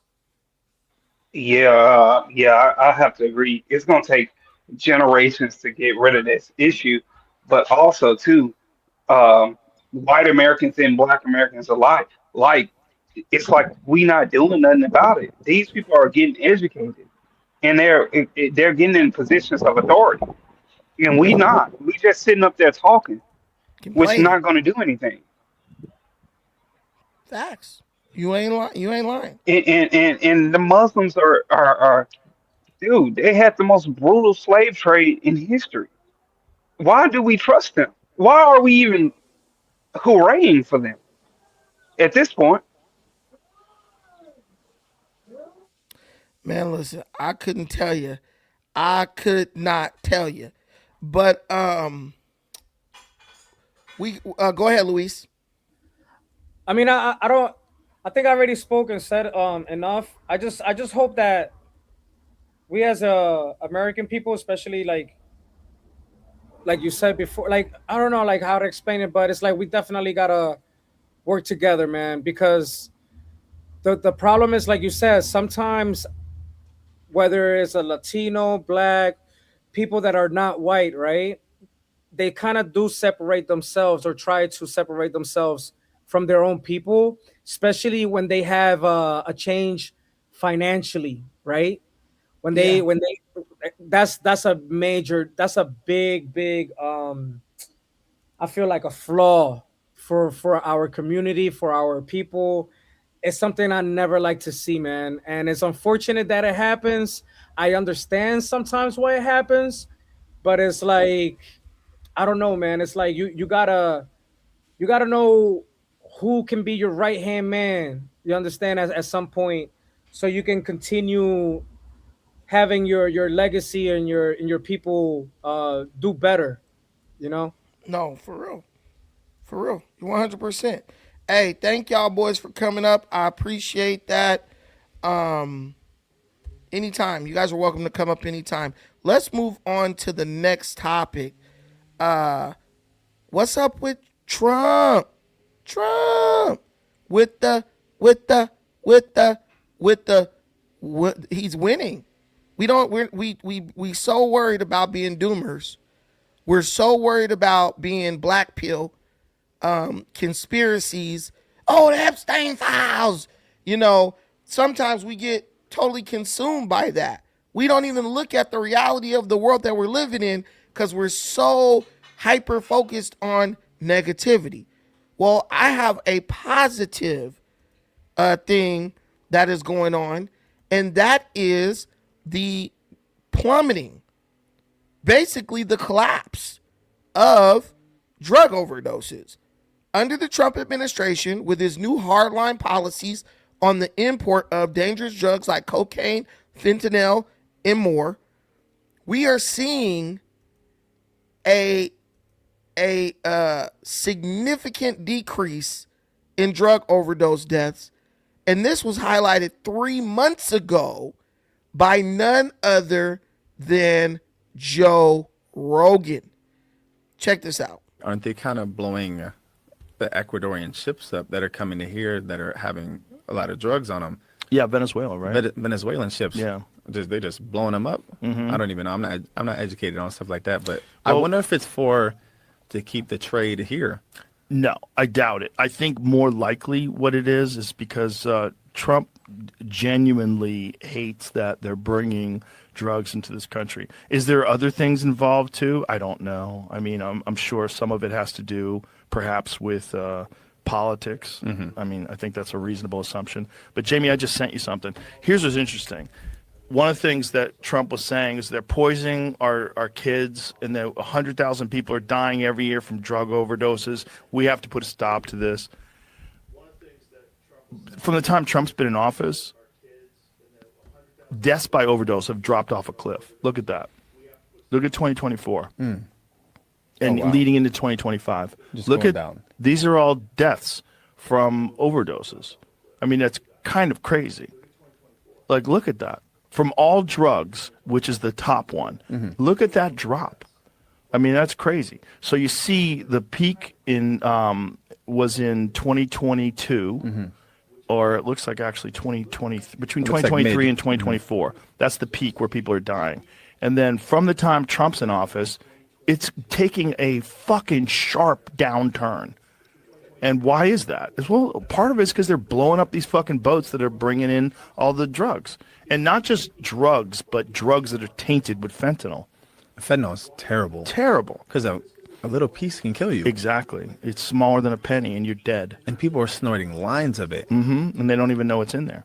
And the cartel, they're buying, they're taking shitty drugs and mixing it with fentanyl so it has an effect. It's crazy. And people are getting it from what they think is a Xanax, and it's not a Xanax, it's fake, and it's got fentanyl in it, and they're dying from that. They're dying from coke, that they think it's coke, and fentanyl's in that. It's horrible.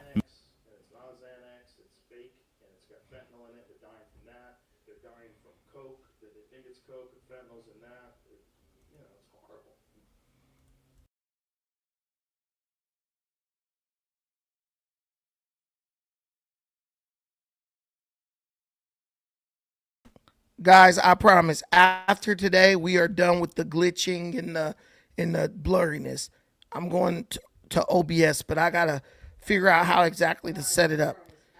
But bear with me. So Joe Rogan spoke out against, he highlighted the collapse of overdose deaths and said it was crazy because he feels Trump genuinely cares about ending this situation with the drug problem in the United States of America, right? So you'll believe Joe Rogan when he criticizes Trump on Iran. Joe Rogan's trustworthy. When Joe Rogan says something good about Trump, Joe Rogan's not trustworthy. He's a liar. He's this, that. That makes you a doomer. That's someone who is always going to fall back to the most negative aspect of everything. But Joe Rogan not only agreed with Trump, he did more than just talk about it like many of us do. Joe Rogan actually took the time. Now aren't they kind of blowing? Go to the White House and meet with Trump and ask Trump to decriminalize a lot of these previously criminalized drugs that deal with that help to get people that help deal with fentanyl addiction. And I'm trying to find this clip where Joe Rogan went to the White House. I had it, but I lost it.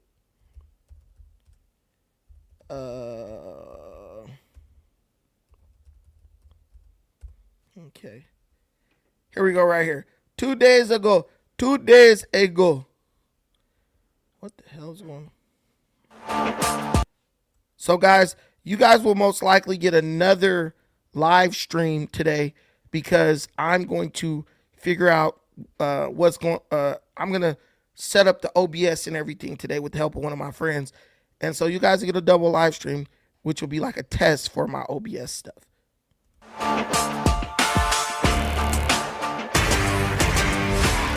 Joe Rogan joined President Trump at the Oval Office over the weekend as he signed an order allowing psychedelic drug research. Trump, that is. The executive order would accelerate research for certain psychedelic drugs used to treat mental health disorders. Let's listen. Today's order will ensure that people suffering from debilitating symptoms might finally have a chance to reclaim their lives and lead a happier life. The order, signed on Saturday, also directs the FDA to expedite its review of new treatments. This is specifically targeted at helping veterans struggling with symptoms of anxiety and depression. Now, Rogan, who has been critical of Trump's recent Iran operation, said at the White House that he heard about these treatments during a taping of his podcast and sent Trump some information. Rogan added that Trump responded to his text message saying, "Let's do it." Trump also took a dig at Kamala Harris while mentioning his election interview with Rogan. Let's take a listen. Joe Rogan, who's a fantastic person. We did a little interview before the election. We had over 300 million people. And I said, oh, man, I hope Kamala doesn't do it. And she didn't. He wanted her to do it, but she didn't. Someday Joe's going to explain why. There's so much to unpack here. I said it before the show started, and I know you tried to simple it down, but I don't understand this friendship. And then we're going to talk about They can Mamdani. disagree. Joe Rogan's not a politician, though. He literally criticizes every single thing Trump has done since he supported him, for the most part. I mean, the big policies that he's laying his hat on. But then he's up there like, oh, yeah, let's do the psychedelic treatment, which is fine. Because Joe Rogan disagrees with various people on various things, but is just a Average a friendly, normal guy who people like hanging out with. And so people sometimes disagree. I mean, he does that with his guests. He'll be agreeing with them and they'll say, actually, I don't, then he'll go take the conversation a different direction. He's just his own man. He's not a political creature primarily. He's an interesting guy with a huge show, and Trump values that about him. And apparently values that he brought the psychedelic research to his attention, which I think is a great thing. I fully support this. I think research into psychedelics and how they could treat mental health disorders or trauma or PTSD is great. Obviously, in this country, we are concerned about the opioid epidemic, Right. over-reliance on painkillers, addiction to painkillers.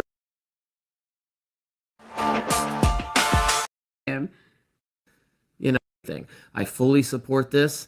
I think research into psychedelics and how they could treat mental health disorders or trauma or PTSD is great. Obviously, in this country, we are concerned about the opioid epidemic, Right. over-reliance on painkillers, addiction to painkillers that then themselves cause problems. This is an issue but also withholding painkillers from people who have chronic, severe, and debilitating pain is also a form of torture. So it's, under-prescribing and over-prescribing are both problems, and it's really hard to balance it. It's hard to get that right.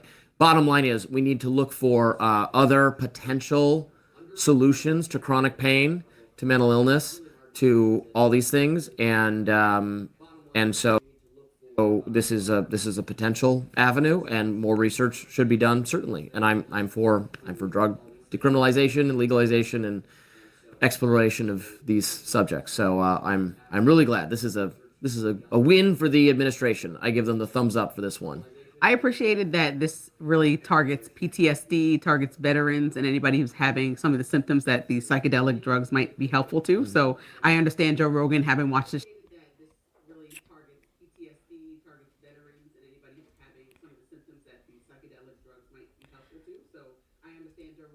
Okay, so we understand that it's possible to not be a super political person, but still work with the government, right? That's what Joe Rogan is doing. This is what I encourage African Americans to do. You might not agree with Trump. You might not like the things he does. You might have beef with bro. That's all good. No one's telling you, hey, you got to support Trump and become a Trump acolyte and agree with everything that he says. No one's saying that at all. But I'm asking my people, especially in the African American community, what do you gain by not working with the president? The Democrats ain't like passing out no awards or trophies for refusing to work with the president. So what are you gaining for it? You're just hating and mad at the president for 4 years every freaking time it's not a Democrat. Every time. Black people did not complain about Biden at all for the past 4 years. They saw this dude falling downstairs. They saw all this nonsense bro was doing. They didn't care. They were literally just like, it's cool because it's Biden and he's a Democrat. As soon as a Republican get on, we criticize everything. I used to think, oh, maybe black people are just politically ignorant. No, because black folks have a firm grasp on everything political when it comes to criticizing Donald Trump. We get intricate and nuanced if it's about criticizing Trump. And it's like, we got to change that. We cannot continue allowing it to be this way, where it's like, oh yeah, we just gonna be, look it, we have a half-life when it comes to politics, because we only seek to make progress under Democrats. We don't make no progress, right? We don't make no progress because we don't even, like, Biden promises a bunch of shit, didn't deliver on none of it.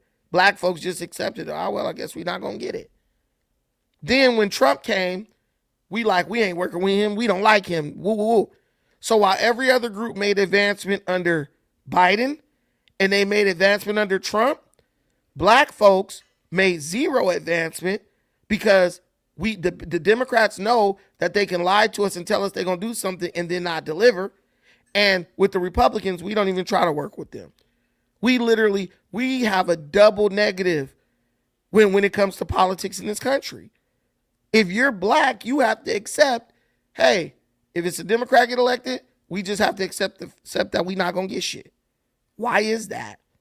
That doesn't have to be the case. That does not have to be the case. But yet and still, here we are accepting it. Because we've been convinced that we only can expect things under Democrats. 100% Ms. Berry. Cutting off our nose to spite our face, dude. It doesn't make any sense. What tankers?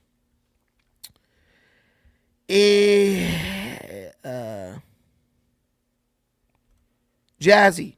She's fact checking. AI overview recent data confirms a significant decline in drug overdose deaths in the United States. But whether the Trump administration is responsible is a subject of debate among experts. Listen, this is what we know. When Trump started blowing up drug dealerships in the Caribbean, the overdoses reduced. We know under Biden, they increased by 40%. Go fact check that. Under Biden, fentanyl overdoses increased by 40%. And guess what? Here's something about problems. Usually if you actually do something about the issue, it has a positive impact on the problem. The Democrats did nothing about the issue. Biden's solution was let's just not talk about it. That was Biden's solution. Biden's solution was we just not going to talk about it. We going to let it happen and we not going to talk about it. Because his own son was a damn dope fiend. That's an uncomfortable conversation. Talking about drug overdoses when your own son is a dope fiend who slept with his dead brother's wife and got her addicted to crack cocaine. And that's facts, Jack. That's facts. So, yeah, Joe Rogan is proof you can disagree with the president and still get things done. They were fishing boats. Are you dense? Are you dense? Jazzy, you are a Democrat shill. They were fishing boats. Don't be ignorant. What person go fishing in a speedboat? What person goes fishing in a speedboat? Go check your AI.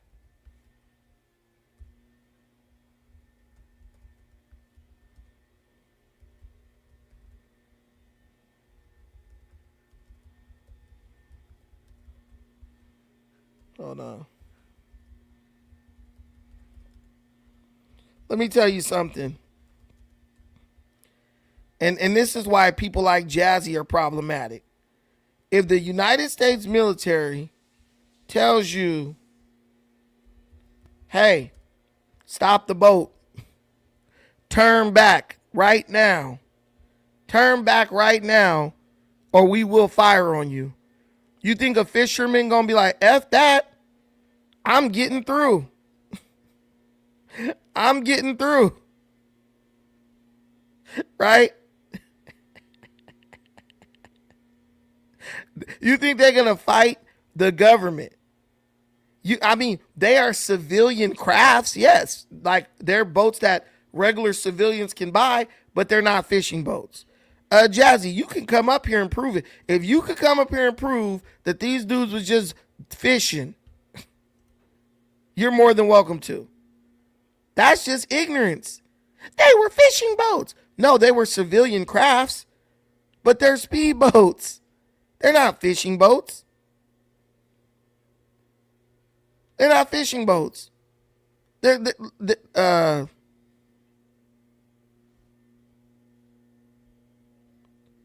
They've been told, hey man, do not come through here trying to speed through, trying to get through to the United States. They do it. They try to do it at night. I don't know what person goes high speed boating at night, and then they get annihilated. In my best impression of Trump, they get annihilated, and that's it. We don't got no more. We don't got nothing else to say about them. They're speedboats. No, they didn't. They're still blasting them.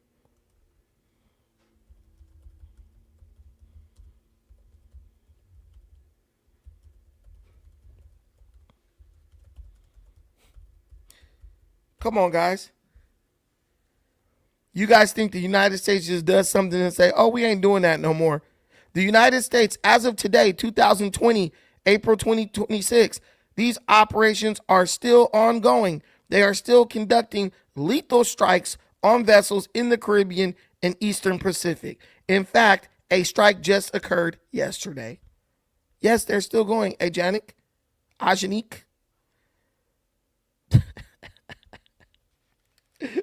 These are not, this ain't no, you guys just don't understand. And a lot of it is because you don't want to understand. That's the biggest issue. You don't want to understand. It's not that you can't understand. You don't want to. Right? My dad's, and Jazzy is like, because my dad served 25 years, what Donald Trump is doing is illegal. It's not illegal. It's well within his right as president. You don't know what you're talking about. You don't know what you're talking about. What he's doing is well within his right as president. Do you understand that there was a war declared on drugs? Do you understand that those drugs kill hundreds of thousands of Americans a year? We know you don't care. You pretend to care about your dad. You pretend to care about whatever you pretend to care about. But you don't care. Because if I knew that something was killing hundreds of thousands of Americans, I would say do what you got to do to stop it. Hey, Earth to Jazzy, those South American cartel dealers, they don't give a fuck about you. So why are you pretending to care about them? You don't care, Jazzy. You're not going to lose any sleep, and you ain't going to miss a day of work for them. So stop. It's so hard to argue against fake altruism, fake sympathy and empathy. It's so fake. Do you think this girl really cares about drug dealers getting blown up in the Caribbean? She just hates Trump. So here's the equation. I hate Trump, so I got to waste my time pretending to care about things that I don't even care about. Brandon, do you care how those drugs got here in the first place?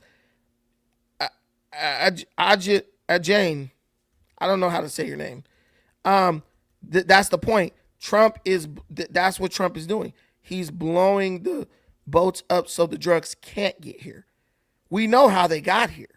We all know that the government brought all that stuff here back in the day.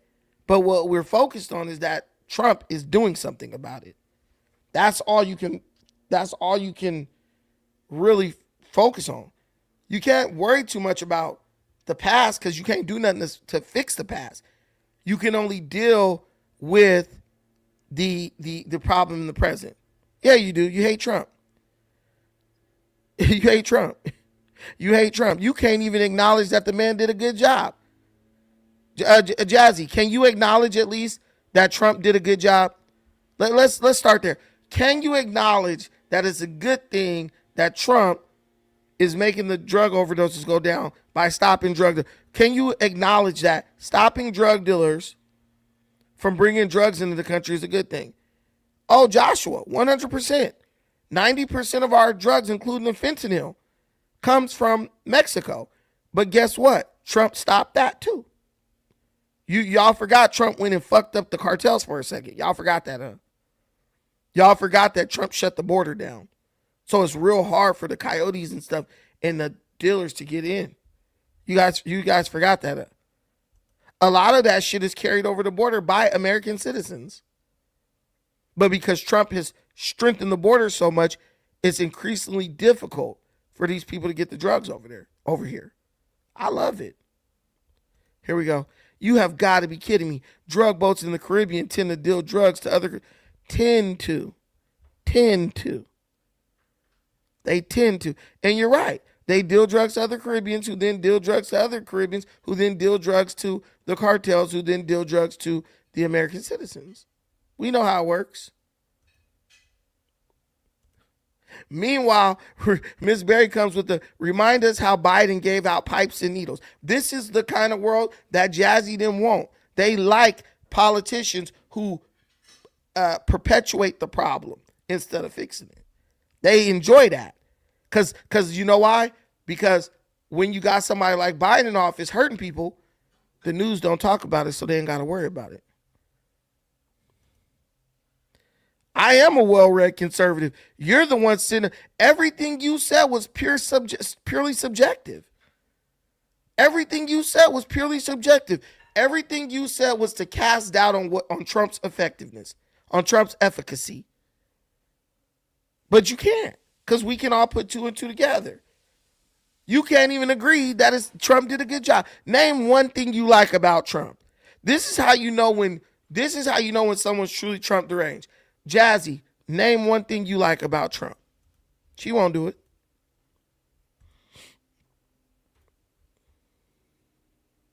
We're going to cover the Chicago mayor later on tonight because this is getting long. We're going to cover that tonight. The majority, you're from here. Be what? Okay, yeah. She can't even name one good thing about. When you can't name one good thing about a person, you know your criticism of them is not coming from a genuine place. Because I loved what Biden did with the CHIPS Act. And I think Trump was wrong to weaken the CHIPS Act the way he did. I love the idea of giving government incentives for companies to bring their chip manufacturing and production to America. Trump pretty much gutted that act. And I think Trump was wrong to do that. I could say I like that about Biden, and I can criticize Trump in defense of Biden. So don't think I'm biased. I don't care. I mean, I care, but I'm not going to say somebody did something bad when it was good. And I'm not going to attack somebody just because I don't agree with them on politics. No, I'm going to go based on what I think is good for the country and what I don't think is good for the country. You see, Jazzy, she still ain't told you what a single good thing Trump did. She still haven't told you because she can't. She can't. You can't criticize me. You can't criticize me unless you come up here and do it to my face. See, because anybody could type some shit. Oh yeah, we did take that boat. Anyone who criticizes you, anyone could be in the comments hiding and trying to throw shots. But unless you could come up here and articulate your criticism, to me, it doesn't even count. I'm not listening to what? What do you mean? The issue is you are a black American talking bad about black Americans, and you won't tell the history of how those drugs. I literally said the government brought the drugs in. I literally said that. So who's not listening? You're not listening. I literally said that maybe 5 or 6 minutes ago, and you didn't hear it, so you talking about I'm not listening. I know how the drugs got here. We all know how the drugs got here. The link is in the comments. We all know how the drugs got here. What is constantly talking about how the drugs got here going to do? Ronald Reagan is dead. Yeah, Reagan brought them in. Okay, they here now. Yeah, but you don't understand. Ronald Reagan brought him in. Hey, somebody mama just died down the street from an overdose on fentanyl. Ronald Reagan brought it in. Yeah, the little kids are smoking crack in the park up under the slide. Yeah, but Ronald Reagan brought it in. Ronald Reagan been dead for damn near 20 fucking years. How long you gonna keep up? What is talking about how I got here gonna do for you?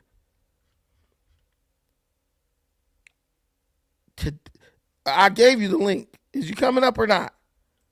Why did they do it? They did it to disenfranchise and undermine the black community. They did. But I ain't never did a drug in my life. I don't think my wife ever smoked crack cocaine either. There are probably millions who did it, and there's millions upon millions who never touched it. Mission failed.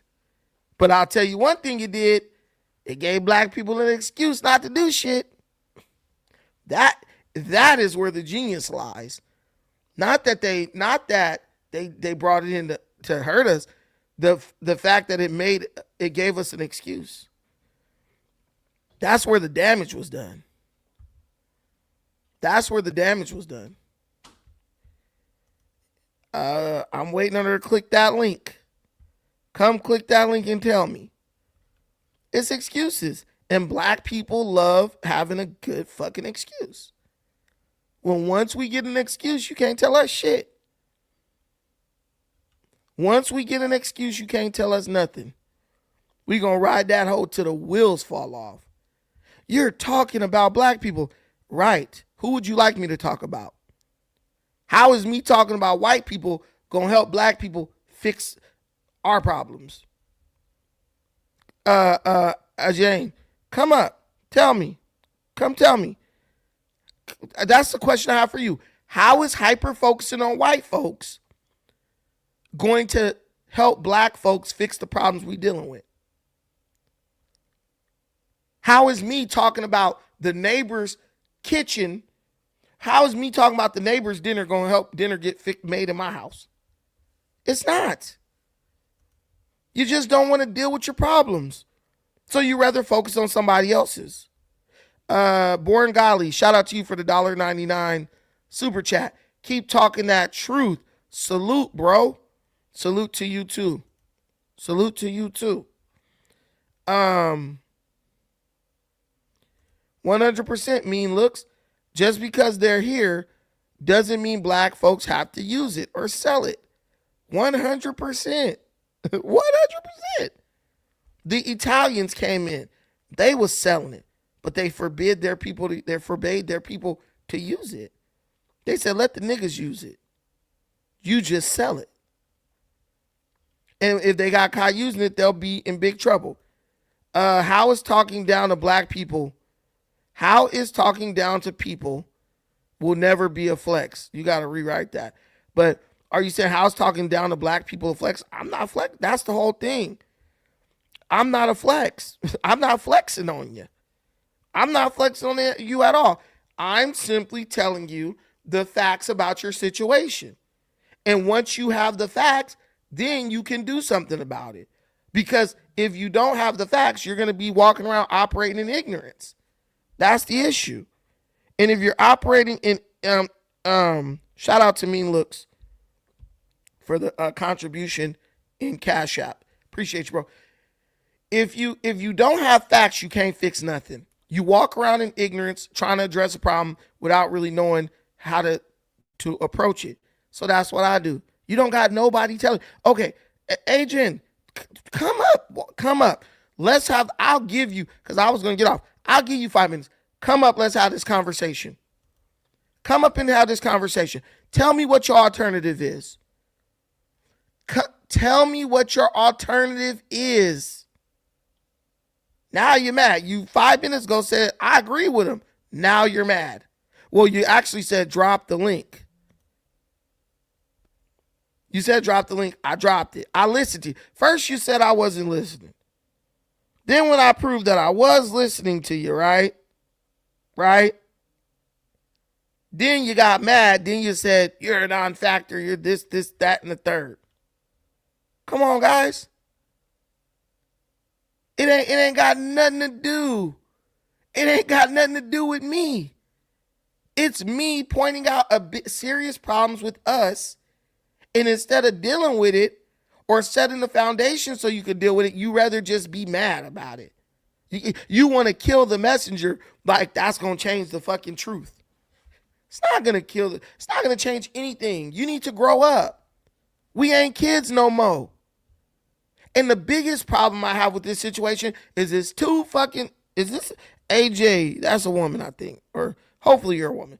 The problem is I have two black women who are supposed to raise and protect our children, but y'all ain't nothing but excuse makers. Y'all gonna sit up and teach our kids how to be excuse makers. If you watched the show last night, I had my daughter up here. She was talking. She knows how to speak and carry herself. But the best thing about her, she's a logical thinker. She don't sit up and wait on people making excuses. My daughter just won a tournament yesterday for her last tournament of the season for her volleyball club. She woke up this morning and said, "Hey, Dad, after school, can you take me to the gym?" She's ready to do the work. You are ready to not do the work. You're ready to identify the problem, but you're not ready to do the work to fix the problem. That's the difference.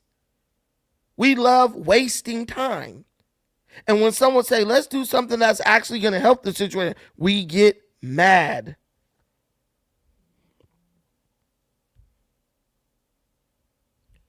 We get angry. And that's cool. I've been around black folks my whole life. I know what we do. We love killing the messenger. That's what we do. And guess what we do? We'll kill the messenger and then blame it on a white man. Oh, the white man killed Malcolm. Shit, it was black people pulling them triggers. You should be happy that a man is standing up like a man and speaking the truth. You need to stop generalizing. I ain't generalizing shit. Are you a dope fiend? I said a lot of us smoked it. I said, but a whole lot of us didn't. You're just saying this is a defense mechanism, what you're doing. Because I literally said, millions use dope, but many more millions never touched it. I said that out of my own mouth. But y'all don't care about that. You don't care about fairness and me actually speaking it, being even level-headed about it. You're mad, your feelings are hurt, so now but where do you go? I want to show you, I want to help both of you guys. And I hope the audience can bear with me. And I said this on another live stream, and I usually don't like getting too deep.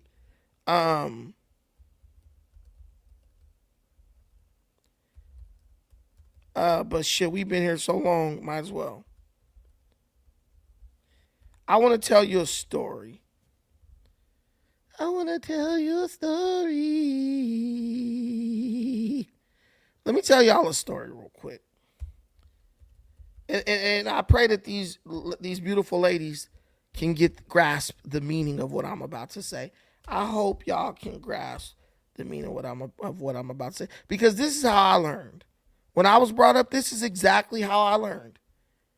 And there's a way you get to this point, right? And you don't get there by getting angry, right? And we're gonna do the long form, right? So this story comes from the Bible. And I know a lot of us think we're better than the Bible and we too smart and we don't need it, blah, blah, blah, blah, blah, all that stuff, right? But you do need it because a lot of us struggle with comprehension. So laying things out from a biblical perspective, it helps us understand, right? It helps us understand. You don't know any black men who are helping the community, because if you did, you wouldn't be as angry as you are about what I'm saying. So Jesus is talking to these people. He's giving like a speech, right? A sermon, right? And just think of me as Jesus right now. Think of me as Jesus right now. He's giving them a speech. He's giving them a sermon. I'm giving you a sermon, pretty much. We talking, right? Pay attention, Jane and Jazzy. Pay attention. So I'm giving y'all a talk right now, right? So Jesus says, I am the bread of life. Your forefathers ate the manna in the wilderness, and yet they died. This is the bread that comes down from heaven, so that anyone may eat of it, and not die. I am the living bread that came down from heaven. If anyone eats of this bread, he will live forever. And for a fact, the bread that will give is, and for a fact, the bread that I will give is my flesh in behalf of the life of the world. Then the Jews began to argue with one another, saying, how can this man give us his flesh to eat? So Jesus said to them, most truly I say to you, unless you eat the flesh of the Son of Man and drink his blood, you have no life in yourself. Whoever feeds on my flesh and drinks my blood has everlasting life, and I will resurrect him on the last day. For my flesh is true food, and my blood is true drink. Whoever feeds on my flesh and drinks my blood remains in union with me, and I in union with him. Just as the living Father sent me, and I live because of the Father, so also the ones who feed on me will live because of me. This is the bread that came down from heaven. It is not as when your forefathers ate and yet died. Whoever feeds on this bread will live forever.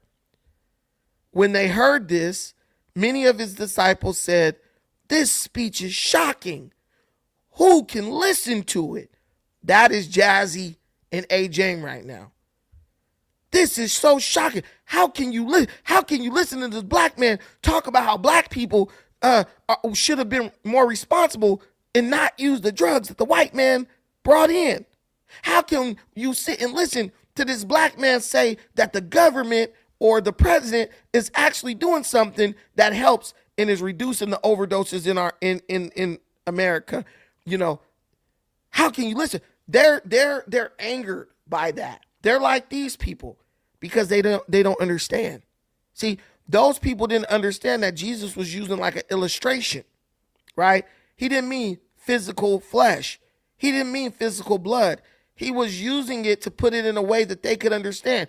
He was putting it in a way to where they could comprehend what he was saying, right? He was relating it to something they did every day, which is eating food.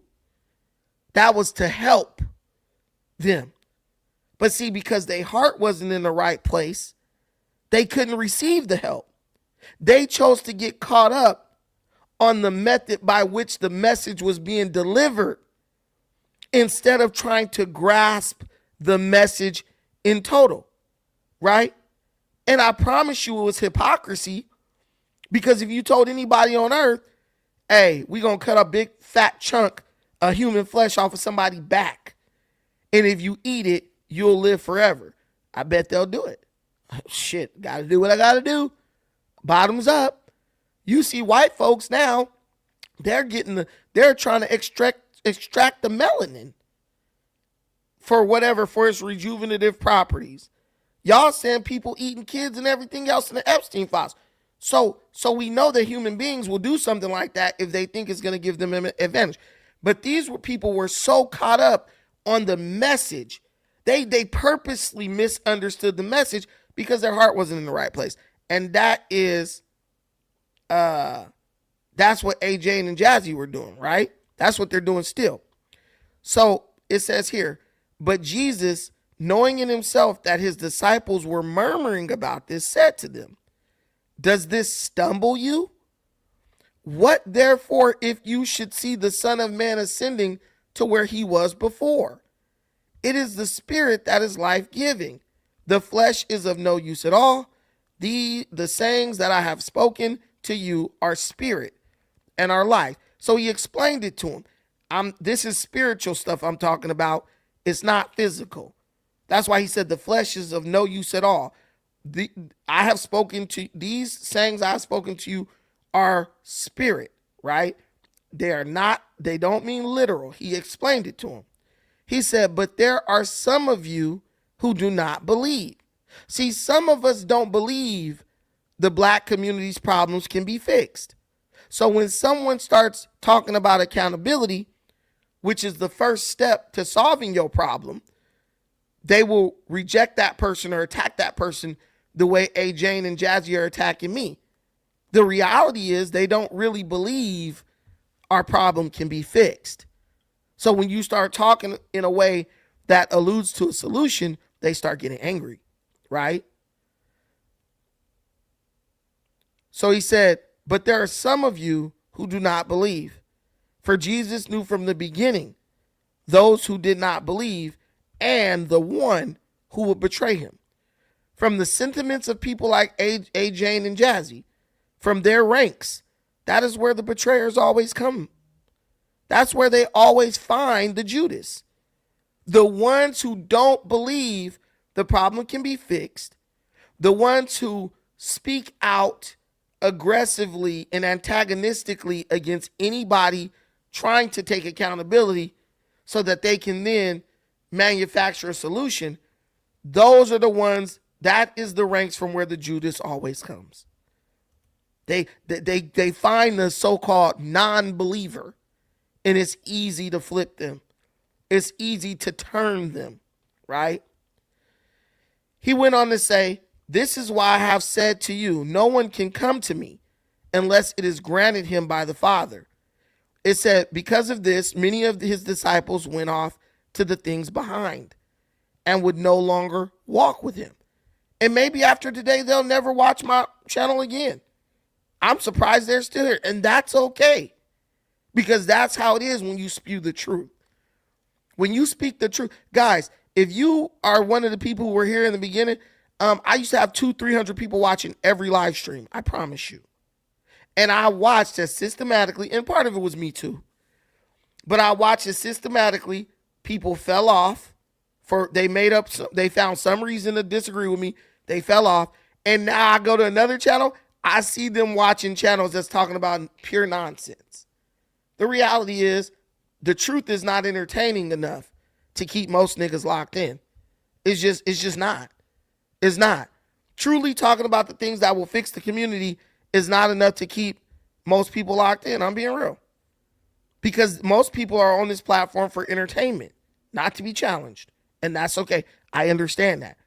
But YouTube was created to be an educational platform. So, because of this, many of his disciples went off to the things behind and would no longer walk with him. So Jesus said to the 12, you do not want to go also, do you? Simon, the one known as Peter, answered him. He said, Lord, whom shall we go away to? You have sayings of everlasting life. We have believed and have come to know that you are the Holy One of God. Jesus answered them and said, I chose you 12, did I not? Yet one of you is a slanderer. He was in fact speaking of Judas, the son of Simon Iscariot, for this one was going to betray him, although he was one of the 12. And you guys will go. And that's okay. That's okay. That's okay. Go back to Roland Martin. See where that's going to take you. Go back to Jason Black. See where that's going to take you. Go back to Tariq. See where that's going to get you.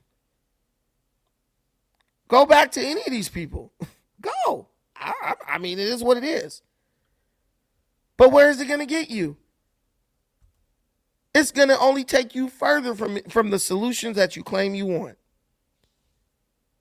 At least with me, you can say, damn, at least bro at least he respects me enough to be honest with me.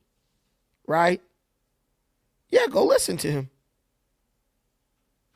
Listen to Jason Black.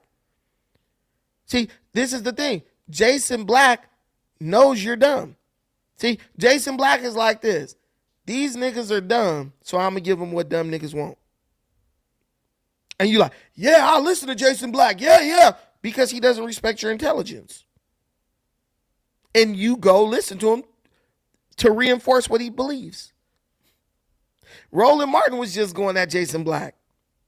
So you can't say that it's just me as a black conservative saying the shit. Everyone sees it, and the people who consume it, they know. But I learned a long time ago when I was on No Jumper. Black folks want the bullshit. They don't want the real shit. They told us straight up to our faces, nah, we like the bullshit. We like the crash outs. Hold on, y'all.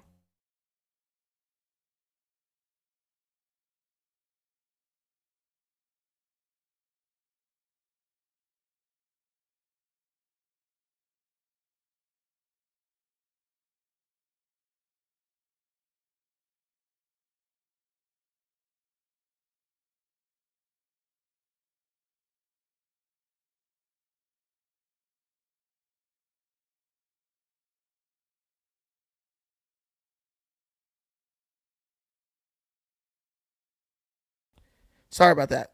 That was work. But yeah, so it's cool. Guys, look, My livelihood is not social media.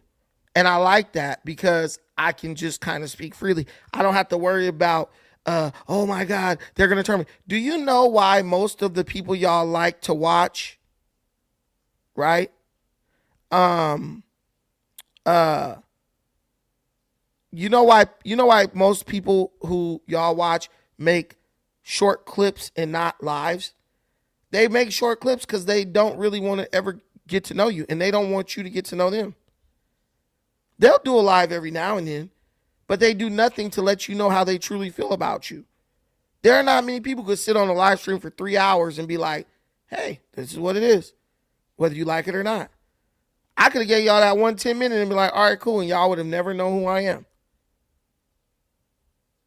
Right? Who had you scared?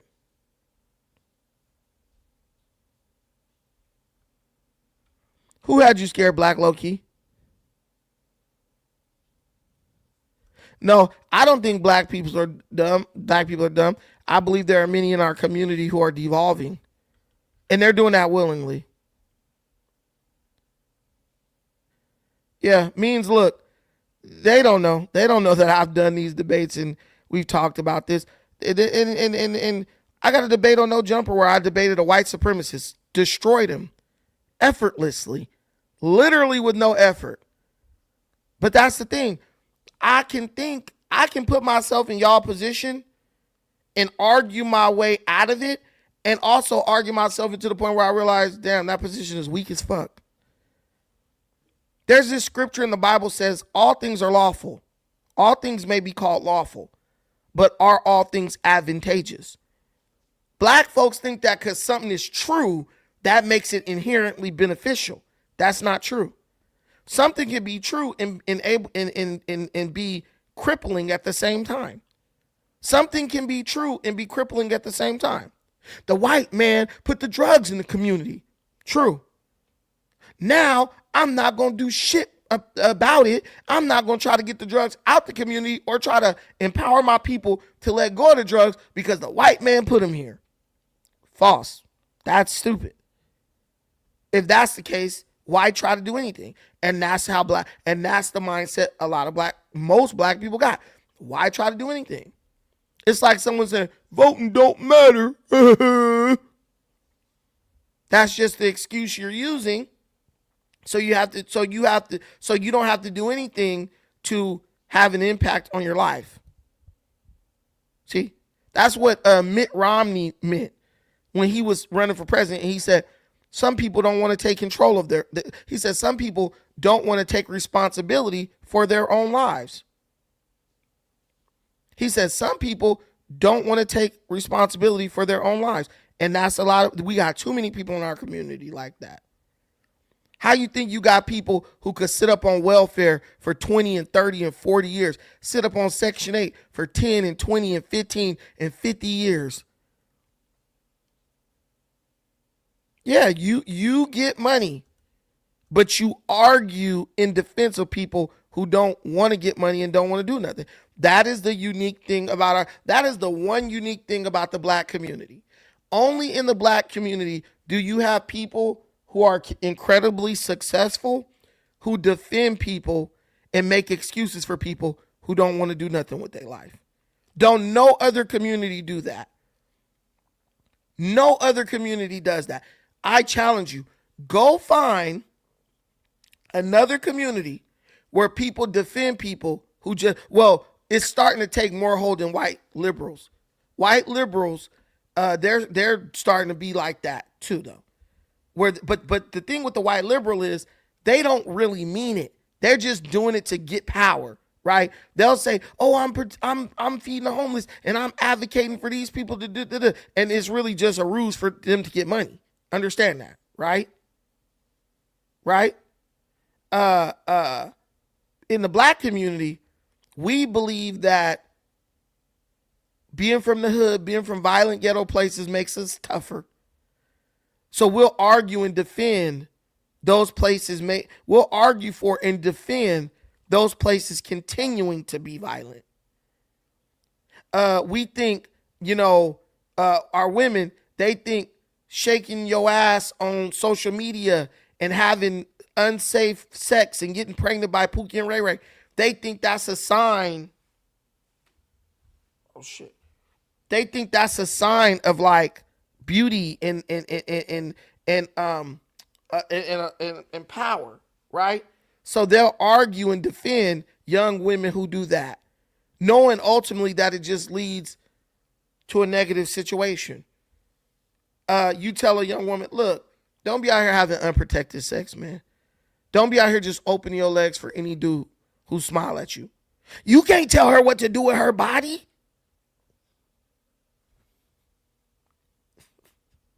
You look at these women and you're like, do you want the girl to end up a statistic? And the answer is yes. Yes, they do. Because the longer they could make them a statistic, the more they feel empowered, the more they feel special about being able to get out of that situation. That's where we at with it. That is where we are with it as a community.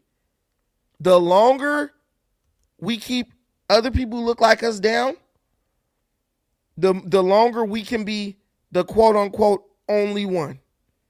And that's what black people value over anything. Being the only black person to do something. Or the first black person to do something. That's all we care about. Truly. That's why we glorify black history over everything. We'll fight to defend black history, but won't fight to defend the black present. Because that's the only time we think black people was worth a damn. Back in history. We was good. We was great back then, but now we could just be fucked up. Hey, some black people do act animalistic. Right, AJ? Brandon is the problem. Yeah, you guys are funny. But it doesn't matter. Hey, I'm okay. If I'm the problem, it's a good problem to have. But thank you guys for watching this. I appreciate everything you do and don't do for the channel. Till the next time, thank you so much. Take care of yourselves, but most importantly, take care of each other. Peace.